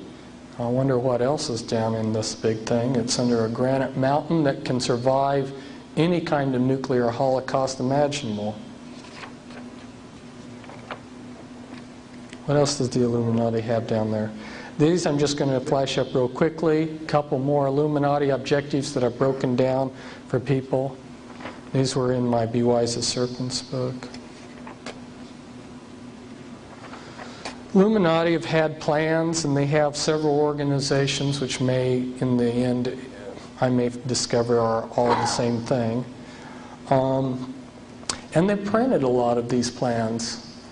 So you've had these books coming out over the years that have revealed to us a lot of what they're going to do.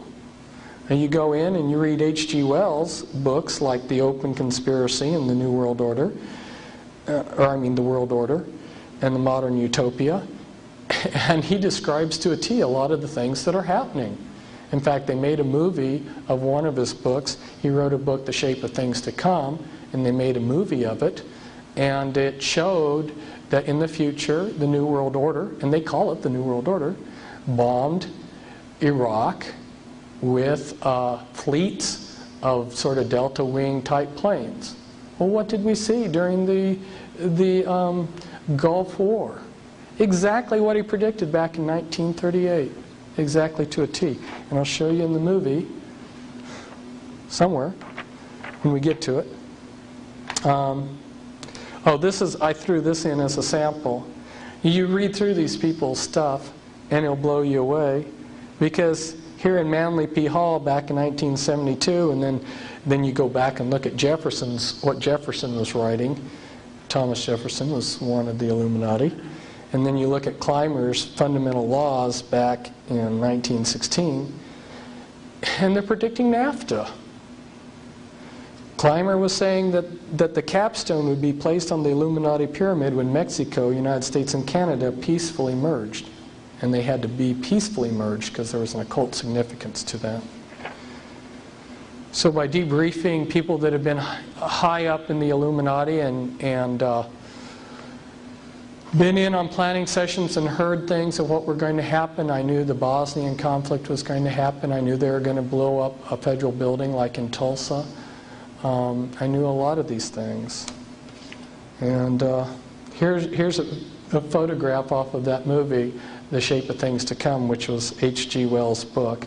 And guess what their logo was? It's the winged sun disk, which is an Egyptian magic symbol, which is used by Charles Taze Russell, who started the Watchtower Society, and is used by the Theosophical Society, and is used by Aleister Crowley on his material, who is a Satanist. So winged sun disk, the satanic Egyptian hermetic symbol, will be the, according to H.G. Wells, the symbol of the New World Order. By the way, who was H.G. Wells? Well, he was leader of the Fabian Society, Fabian Socialism, and he is also a Freemason. In fact, one Masonic book says that he's one of their best prophets.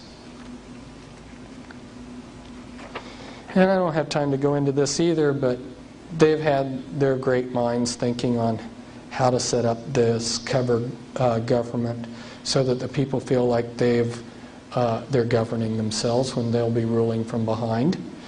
And, you know, they'll set up the House of People and the House of Counselors and the House of Nations, and then they'll have these various groups, the World Judiciary, the World Executive, the Enforcement System, and 20 World a council of 5 World Ombudsmen. And then you'll have administrations and agencies to integrate your world government. And the people will be very happy that they will think that they're ruling themselves. Now we're coming to the most important topic. And everything I've said up to now pales in insignificance to what I have to tell you about now. And that's the Illuminati's mind control. And it was such a vast and important topic that spending an hour or 2 hours or 3 hours doesn't even begin to open up the subject. And so that's why I haven't spent all this time talking on it, is that I realized that it's just too vast. You've heard New Agers talk about a paradigm shift. When you understand the ramifications of the Illuminati's mind control, everything that you knew about human behavior and how you looked at people and rated them is obsolete. Okay? And it's taken me years for the impact of this mind control to be worked through me to where I can really appreciate, because I want to go into denial too sometimes about the ramifications. This is from the New York Times, and what this is talking about is back in September 2nd, 1977, Admiral Stansfield Turner, who was director of the CIA, went before a Senate committee that was investigating things, and he admitted, yes, the CIA has been conducting mind control on countless numbers of innocent victims and it was being done without their consent. And he even explained some of how it was being done. Yes, hypnosis and drugs and electric shock. And he even talked some about how extensive it was. There was 80 important American institutions that were involved in this. 40 medical colleges, all these universities, yes, they were all cooperating with the CIA in this mind control. But even though he admitted this, one is a little of it came out then in the New York Times here, but about MKUltra. But they still did a good cover job, and the American people really didn't get a full ramification of what's going on. The public still doesn't know. They don't have a clue. And the Christian people don't either. And until people understand how they're doing this mind control, you're wasting your time to create an organization to fight the New World Order, because they'll be infiltrated. and Satan will take what you're doing for good and deflect it for evil. Here in one of the programmers, Dr. Lewis Jolly, he's called Jolly West. They're mentioning him here as one of the CIA's known programmers in this. Well, books have been coming out. I started exposing the Illuminati's mind control with trepidation back in 91.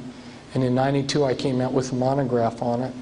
And then the last year I came out with a book, which is a guidebook, an illustrated guidebook. And then this year I came out with a full-blown expose, which is volume 2.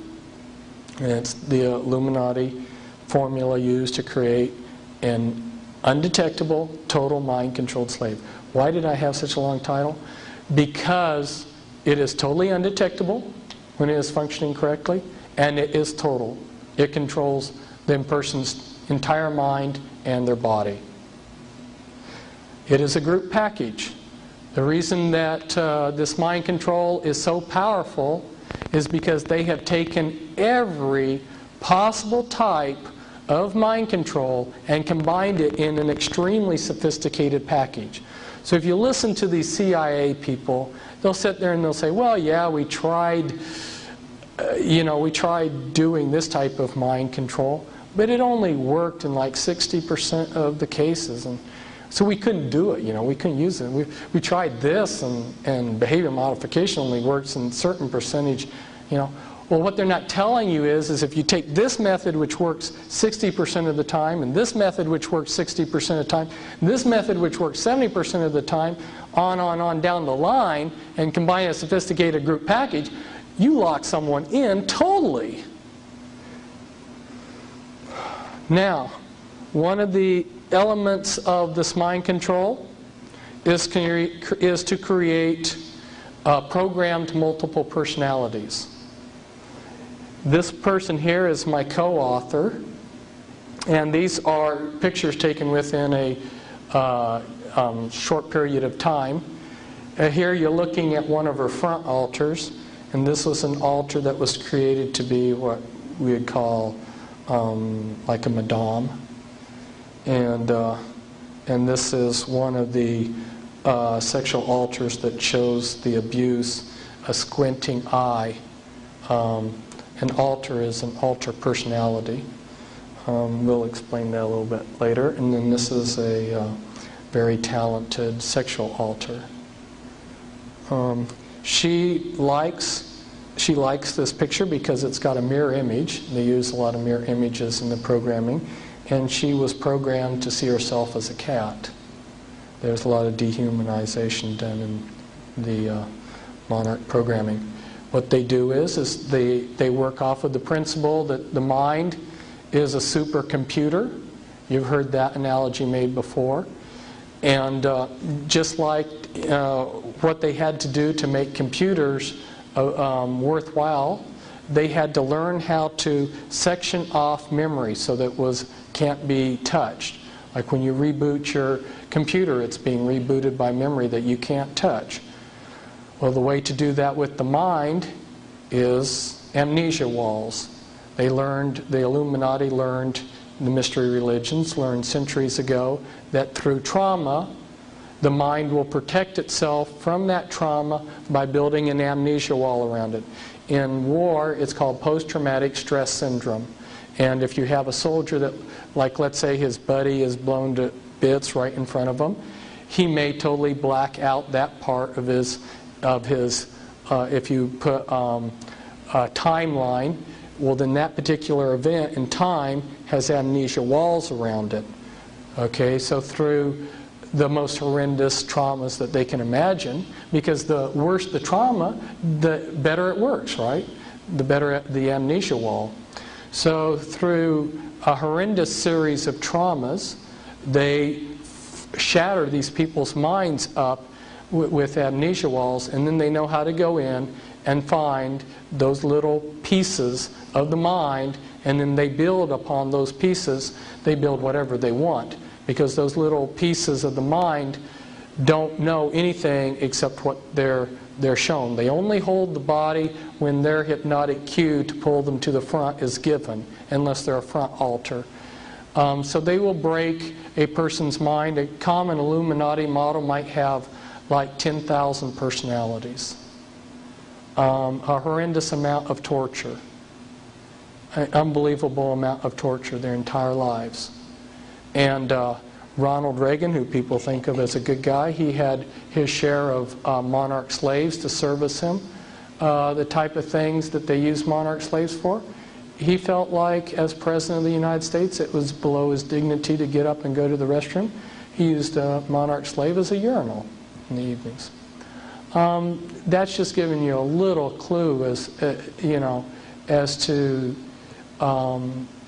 the types of uses for these monarch slaves. They're not used for legitimate purposes. They're used for the most ghastly, nefarious things, and they can get the slave to do anything they want. Now, what's been going on hasn't been kept totally secret, but when people like myself started exposing it, they came back with a really vicious counterattack. It's the False Memory Syndrome Foundation, headquartered out of Philadelphia. I know these people. They're abusers themselves, pedophiles, and programmed people themselves. And they've got 40,000 lawsuits in this country against therapists for false memory. And what they did is they just infiltrated in slaves to each of these therapists that were trying to help people that had been abused by this mind control, and then initiated lawsuits that these therapists had planted false memories into them. So they may even, the way it's going, they may even take down the entire profession of psychiatry with it. Because if you know about psychoanalysis and things like this, if you take away from psychiatrists the ability to touch people's memories, you're going to sink the whole profession. But they're willing to do that to protect their mind control. I've been working with, and more as a friend than anything else, but to some degree working with the programming, with 24 victims of this mind control. I know I have met, I'd say, hundreds of, very many, too many for me to count, the victims of this type of mind control. And it's very sophisticated. I'm not going to go into yikes. I am not going to go into how it's done, but I just wanted to inform you of the ramifications of it so that you had an idea. Because when you go into a church, you can't use as a litmus test, is the minister preaching the Word of God? Unless you could follow them around 24 hours a day and you understood how hand gestures and stuff can be used for programming and stuff, you wouldn't know the other side. By having these multiple personalities, they're quite capable of creating a Dr. Jekyll, Mr. Hyde effect with people. And they like to create the best front they can for their slaves. And they also, another trick that they like to use is they use opposites. So this one guy who was this brilliant computer genius walks around in public, he's deaf and dumb. You know, nobody would suspect that at a certain time he clicks into his genius personality and helps them with computers, and then the rest of the time the public thinks he's this blooming idiot. So they like, and one of my favorite questions to ask people is, what is the most popular occupation for men in the Illuminati? Christian clergymen. That's the best front. Some of our most famous and beloved clergymen are multiples, have multiple personality. They like to create the best front. The best front for assassinations would, of course, be where? You're wanting to cover someone who's been programmed to be an assassin? The Amish, because everybody knows they're world famous as pacifists. fact, I was Amish for a number of years. I used to be Amish, drove a horse and buggy. If they wanted to use an Amishman as an assassin, and he spent a lifetime of being programmed, and then they, through their cues and their triggers, they set off a program that's been pre-programmed into the person. These people are just like human computers. And the Amishman will leave his farm and travel for some ostensible reason. Maybe he's going to visit Freundschaft, that's relatives, in another state. And then while he's traveling, maybe he goes into a restroom. And in that restroom, a series of things click in his mind as he switches through various personalities in a systematic way. And he eventually switches into the correct altar that they want. And that altar carries out his assigned assassination task. Then, as programmed, switches back into his Amishman personality and goes to his relatives and then goes back home. And all he knows, all his front personalities know, is that he went on a trip to visit his relatives. And when he gets back, and these are called wet ops by them. Wet ops means blood's going to run, or black ops. And they got their own terminology and lingo for all of this. And when he gets back, at some point, there'll be a team that debriefs him. They'll have a programmer, and they'll have a lie detector, somebody running a lie detector and someone else. And they'll run them through 3 times to make sure they get the truth of what happened. And when they're satisfied they got the truth, they'll let this Amish boy go back to his Amish farm. So there's a lot going on. And I see it all around, and I know what's going on. And you really, if you're wanting to know, you need to get the Volume 2 book. Because there's just so much to tell you that I can't begin to do it. But one of the programming places, Bethesda, Maryland, the hospital there, this comes from it. This is showing brain scans of people that are multiples. And it's showing that somebody who pretends to be different personalities has a different brain than somebody who shifts from different personality to different personality. A person with multiple personality disorder has a different brain. It's actually physically different after all the traumas and amnesia walls and programming. This is me. This is place of fine arts, Palace of Fine Arts in San Francisco, right next to the Presidio, which is used by the Illuminati for rituals.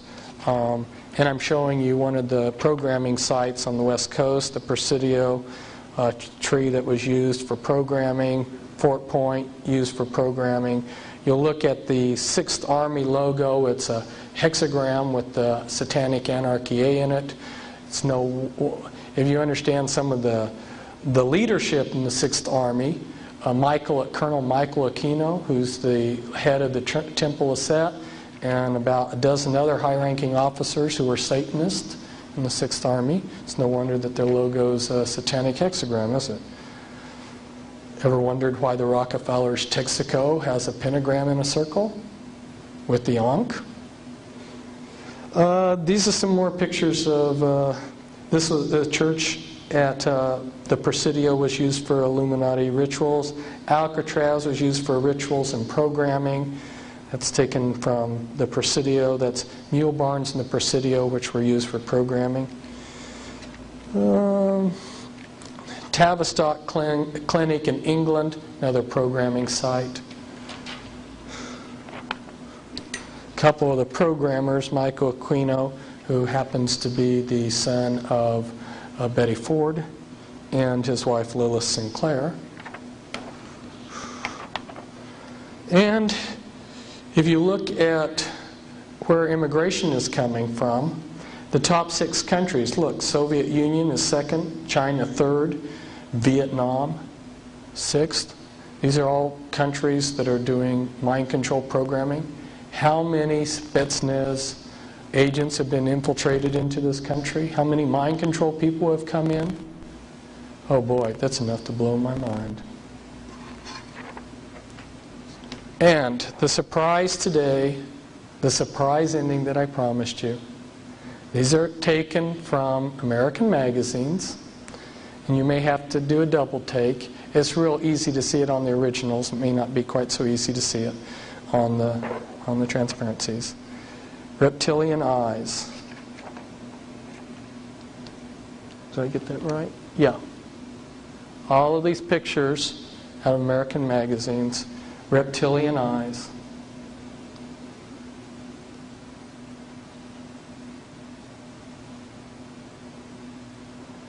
So like the lady who told all these stories in Arabia, you know, you'll have to invite me back for me to tell you more.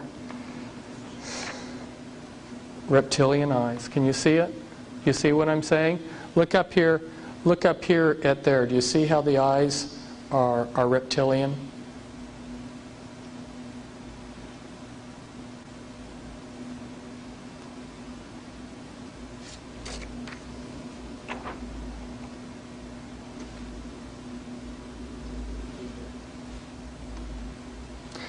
I've actually met some very respectable people who wouldn't tell me stories, like this one psychologist who's seen countless numbers of people in her life, who's actually seen people like this.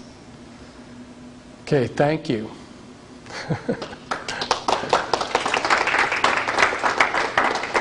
And one last thing, you know, we're leaving, we're going our separate ways and everything, but I just want to let you know I'm still alive. I haven't gone off the face of the earth. If you want to write me, contact me, call me, you know, I'm there. So I wish you the best. You want to take any questions, Chris? Yeah, questions. Now that I've wore you out. Repeat the question too afterwards. Okay. How did they get the reptilian eyes? She asked, how did they get reptilian eyes? I wasn't going to talk about this subject, but I don't have final answers on some of these things. I can give you tentative answers. One of the big programs that the Illuminati is carrying out is the creation of Nephilim. If we look in the scriptures, it says, as in the days of Noah, it would be like that today. In Noah's time, God wasn't being vengeful in destroying the earth. The earth was being corrupted genetically by fallen angels marrying with probably both animals and people. And in order to preserve life, God brought an end to the world. And today, there's a lot of genetic experiments and the Nephilim being created that are hybrids. And this is a very important part of what the Illuminati is doing. And my guess is this relates to that. You talk about your lineages like your Rothschilds, and they have been intermarrying with what the public calls aliens, and so that these people aren't human as we would know human. They've been pretty thoroughly demonized. If we go back in time, the chief advisor to Queen Elizabeth I, Sir John Dee, he was a Kabbalistic black magician. He had gone to the continent and learned from the top Jewish Kabbalists black magic, and he was the chief advisor in the British Empire, and he created Enochian magic and the Enochian language, which the Illuminati, which are hiding behind the Jehovah's Witness headquarters, they use Enochian rituals. That's what the power of the Enochian magic is. The watchtowers. That's why they call it the Watchtower Society. But anyway, yeah, they get a laugh when they say Watchtower Society because it's got a double meaning. Got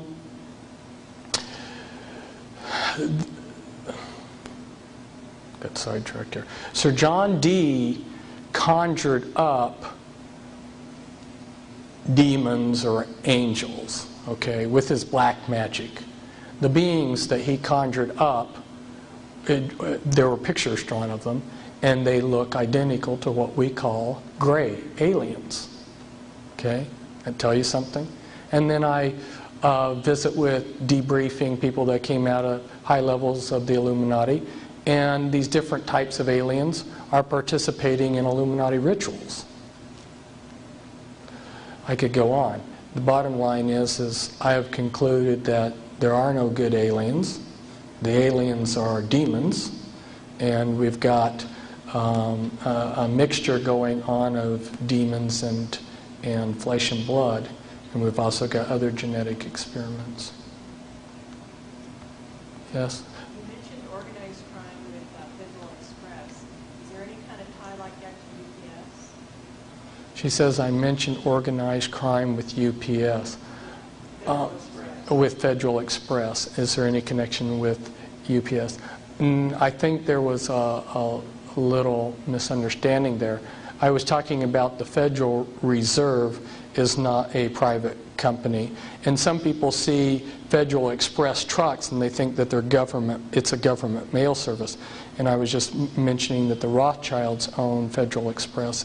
It's a private government. But they have the power. See, if an individual like me tried to start a company, Federal Express, using red, white, and blue on my trucks, the government would come in and say, no, that's ours. You're infringing on our territory. People are going to mistake this for something as the government, but the Rothschilds can do it and get away with it. As far as UPS and all of your big corporations tie in. And I didn't get into talking about the interlinking directorates and how it all ties in, but you're not going to see any big corporation that doesn't tie in with this. In fact, it would be kind of interesting sometime to have the time to explain to you how they have some formulas for taking over these. If you have a successful family business, okay, and let's go back to the Revolutionary War. There were 3 men that were instrumental, in my opinion, in the creation of this nation. Benjamin Franklin, he was a Satanist and the genius behind the American Revolution. And George Washington, who was just an everyday Mason, but he had a lot of character and was able to hold the Continental Army together over a 13-year war. A lot of suffering in that war that the American Army had to suffer, and he held them together. So he's responsible just because of the strength of character. But Benjamin Franklin had his hand in everything. I mean, the man was the mastermind behind so much. But there was a third man, and none of you, I bet, know him, Robert Morse. How many people here have heard of Robert Morse? One person, yeah. And he did probably as much as the other two. He was a financial genius. And he wheeled and dealed and managed to keep the Americans supplied. And only somebody with an incredible genius like his could have carried it off. But he wasn't part of the mystery religions. He wasn't a Freemason. So after the Revolutionary War, they took him down, and he ended up in prison. He ended up in debtor's prison. So if you look at what they did to him, what they do is they'll take family-owned businesses and they'll promise you the moon. They'll say, hey, you got this great business? We'll make it even better. We'll loan you all this money. And they'll get a person in over their head, and then wham, before you know it, they're running it. So they got some specific tactics that they use when they see anybody like Howard Hughes or Robert Morse, who's a genius, who's going to make it. They step in with their tried and true tactics. That's why I want to get out there and talk to people, because people started noticing that they just keep doing the same things over again, these tried and true tactics. Then maybe somebody might sidestep them for once. Do you fear for your life? No. Just wondered. Oh, I'm supposed to say the question over the mic. I was asked if I fear for my life. No. That's the short answer of it.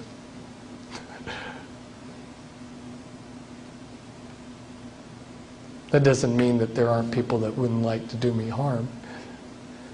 Yes? Where's the hope? Where's the hope? Did that get lost somewhere back there in the beginning? Oh boy. God can take all of this evil and turn it towards good. The scriptures say that all things work to good to those who love Him. And I get repeatedly traumatized. Satan traumatizes me and tries to hand me lies every day. But I know that if I keep loving the Lord, that everything's going to work out.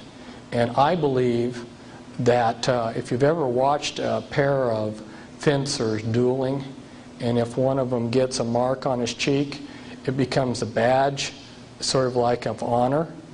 And I believe that the glory when we're in heaven is going to be retroactive, and all of these battles that we fought are going to be seen in glory. The glory is going to be retroactive. And I believe when I'm in heaven, I'm going to say I was always in heaven.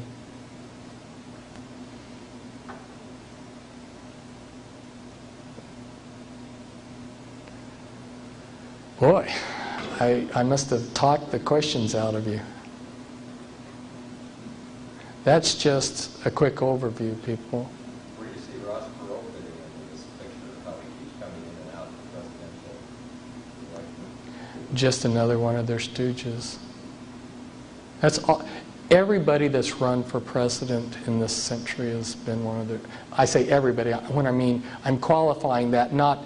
I mean, there's some individuals out here that are not of major parties that are just, somebody who came out of a mental institution and announces, I'm running for president. But for every legitimate candidate this century has been one of theirs.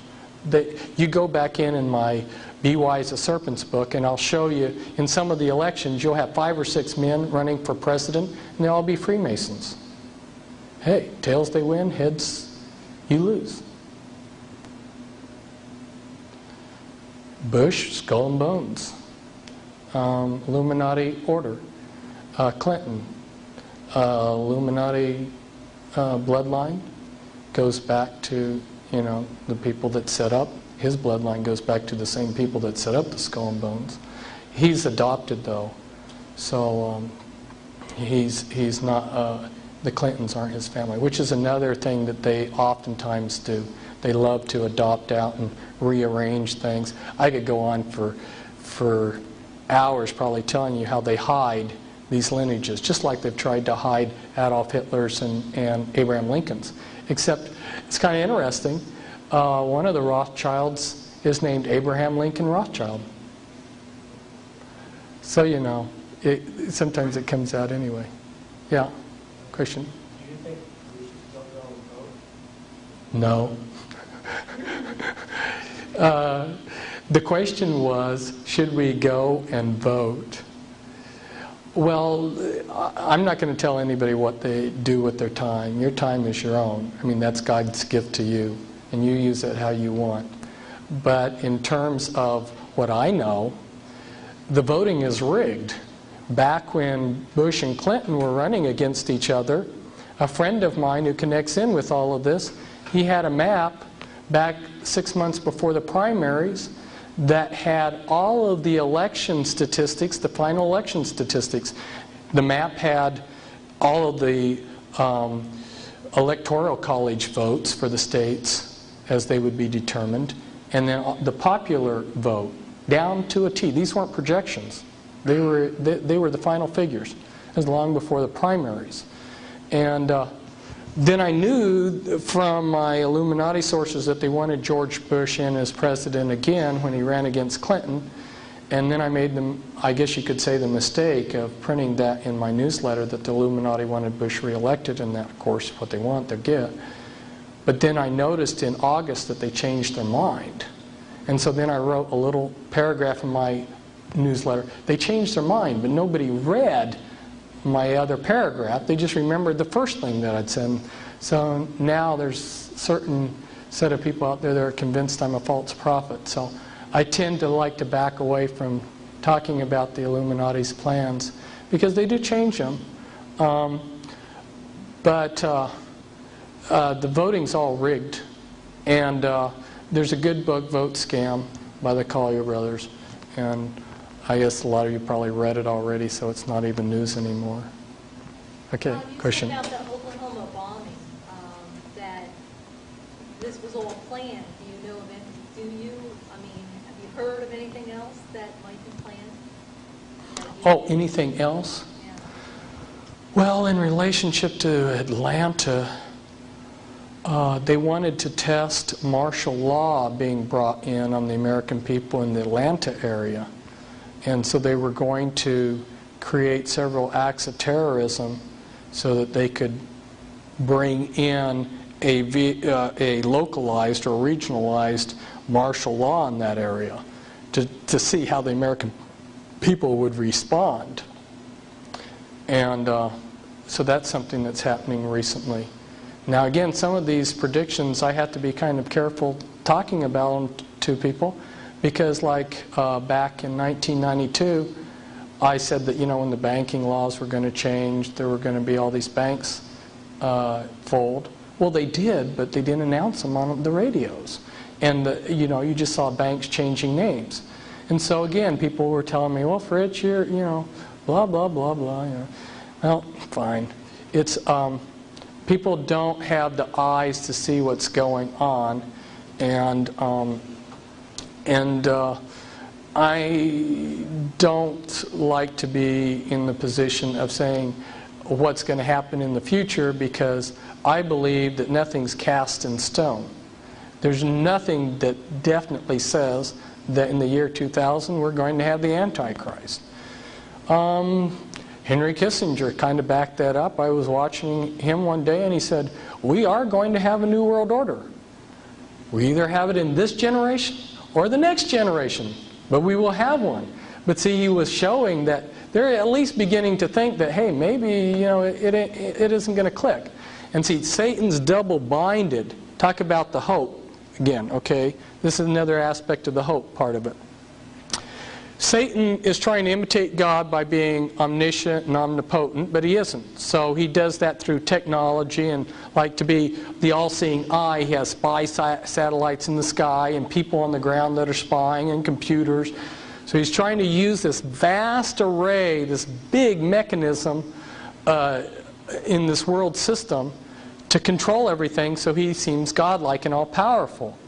Well, people like me are throwing sand in that equipment. It doesn't take a whole lot of sand in a piece of equipment to slow it down or bring it to a halt. He is double-binded, and the double bind that Satan's in is this. At some point, God's going to say, you can have it, Satan, run the world. Now, he's got to get all of his ducks and all of this intricate equipment lined up running smoothly and perfectly, or he's not going to run, the New World Order's not going to run for him. So he's double-binded, and he's not telling his minions, his slaves out there, how things aren't coming into line. And there's some pretty powerful people out there that are doing things on our behalf. I don't know if you heard about the Renegade Computer Group with the Cray computers. You did, good. Did you hear about, let's see, what was something, did you hear about the Freemen being freed? The Freemen got what they wanted. The Freemen, that they had this long standoff. They got what they wanted, which was a court that was not part of the corrupt American judicial system, but was set up common law venue. And they got that and got free. Got exactly what they wanted. About it, oh, the newspapers aren't going to tell you anything.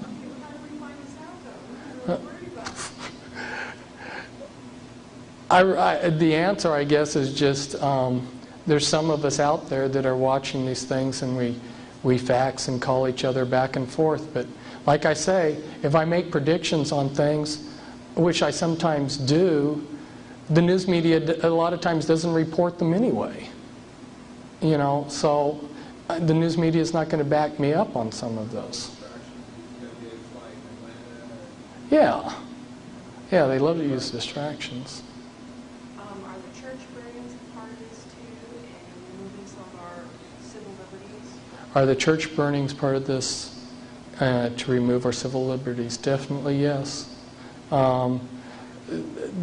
There's part of it's just disinformation. I mean, there's a lot of churches being burned all the time, you know, from natural causes or whatever. They've got the ability to focus. Have you ever noticed when they focus in on airline disasters, all of a sudden all the airline disasters that happen are reported? And that part of it's that, and part of it's, I wonder about some of these youth that for no reason at all burn down a church. They may be children that are programmed. It's so easy to do that. But there was intended to be a period of anarchy because they want the people to beg for martial law. And the American people will ask them for what they want to give. And so I saw that aptly demonstrated the night of the bomb went off in Atlanta. I went to Plaid Pantry to get something cold to drink because it was warm out. And this was about midnight. And the gal there had just heard on the radio about the bomb, and she said, "Oh, this world is full of crazy nuts."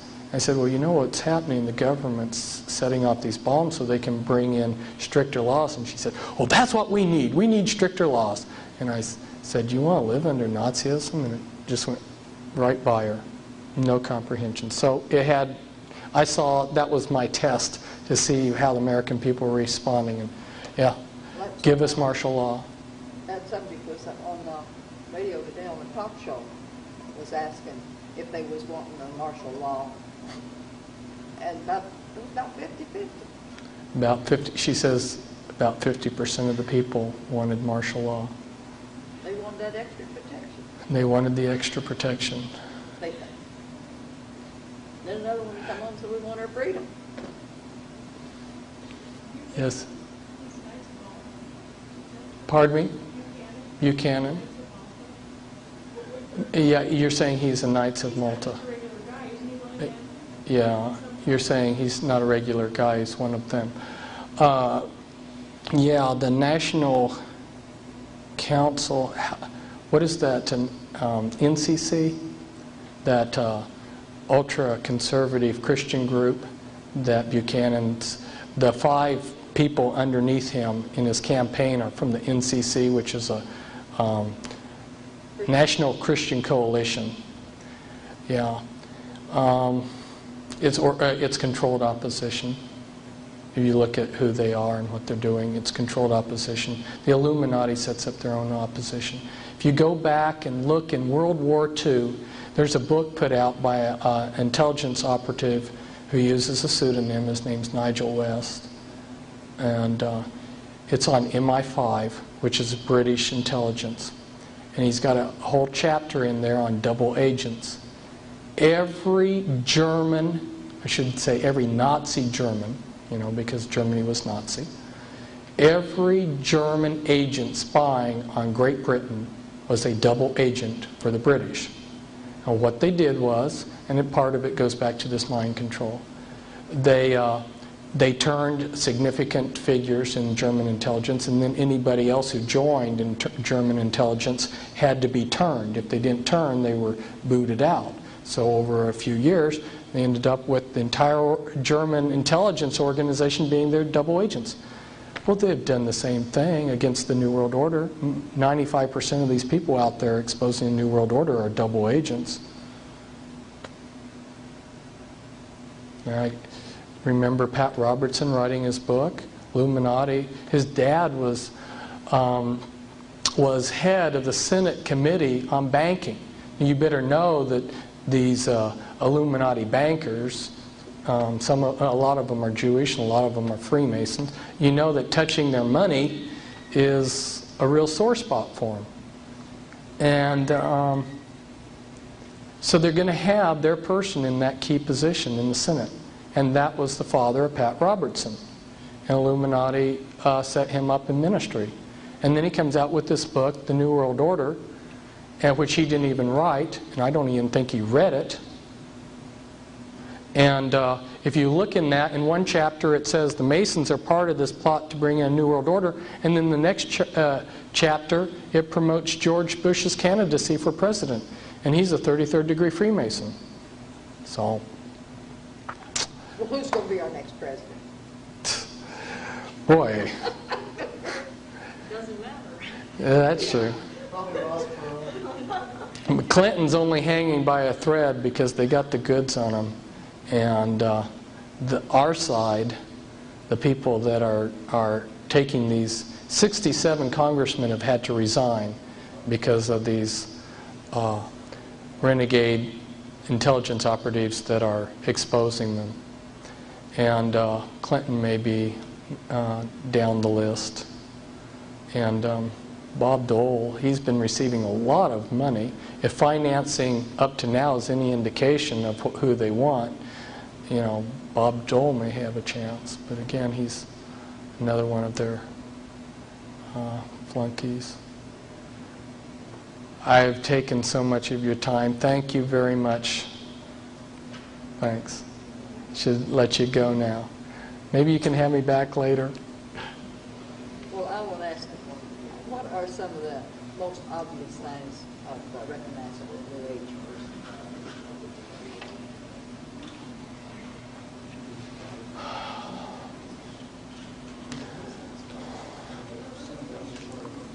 A New Age person. Well, Is it their fetishes or the things they worship, or? New Age is a broad term, and New Age has just become our culture. So if they're a normal American today is pretty well steeped in New Ageism. New Age concepts use holistic health, witchcraft practices. You might see it's jewelry, you know, like Ankh. The way they talk, they want to protect nature, radical environmentalism, the acceptance of anything and everything, especially you know, minorities like gays and things like this. Let me ask you one last thing. Do you think that they'll make the economy collapse right after the election?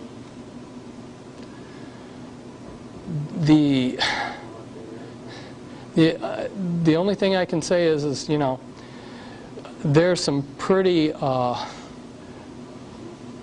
respectable people on their side of things that are saying that it's going to collapse soon. But I've been watching the economy since Carter administration, and I've been yo-yoed back and forth so many times that this was the final crash, you know, like Black Saturday, you know, and I thought, well, back, what was that, in 1987, yeah, exactly. I thought, well, this is it, it's going, you know, but it didn't. So right now I've just gotten to the point that when they want it to go, they'll let it. I'm surprised it's lasted this long. Well, they'll have to bring in another war to bring it up. It's ready to fall. There isn't a whole lot, you know. Well, we know that there'll be anarchy on the earth, you know, before the one world order comes into place. Yeah, They'll use that so they can come in and take over. yeah. I just got a feeling it'll be really soon. After the election, maybe a year or two down the road. I just want to take it into So, got a high likelihood.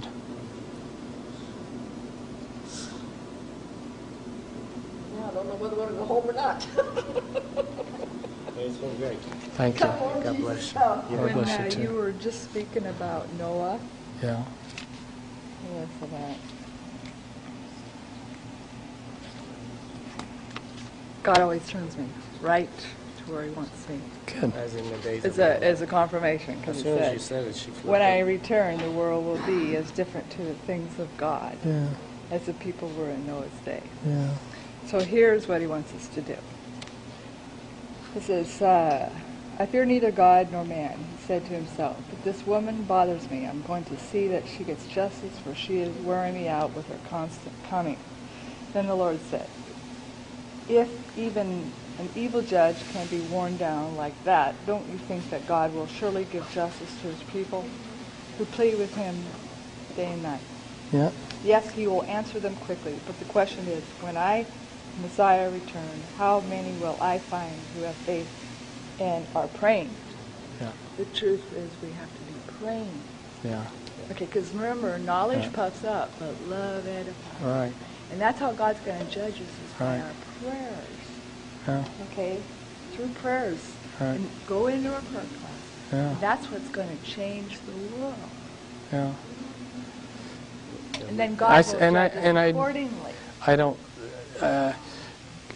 Those of us who know just have to do what's right. It's not a matter of whether the issue isn't whether we're going to win or lose. The matter is what's the right thing to do. You know, Yeah. like they're saying, Well, you'll know by the peace that you have with God, whatever like some of us are meant to be teachers, like some that have books, and, you know, we have our prophets, and, you know, you have to go where God wants you to go. Actually, if you don't go and do it, then you won't have no rest. Yeah, that's But true. then sometimes it'll work for only a season, and then it's like, God, what is it next you want from me? You know, sometimes he might just say, go enter his rest. I probably should get myself together here because I've got to get home. Driving back to Portland tonight. So, After all that talking, you're going to drive now. yeah. Books. Oh, cool. Oh, cool.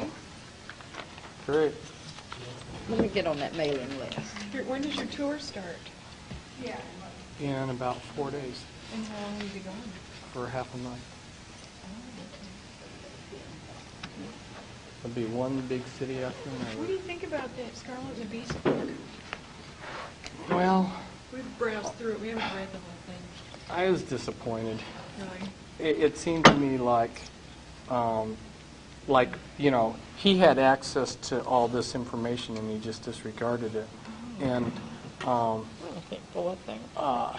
he got this notion in his mind at some point that English Freemasonry and French Freemasonry are the borrow two your powers pen? in the world, I can't get and my that pen open. they're fighting each other for control of the world. It's just not true. And you look at someone like Benjamin Franklin.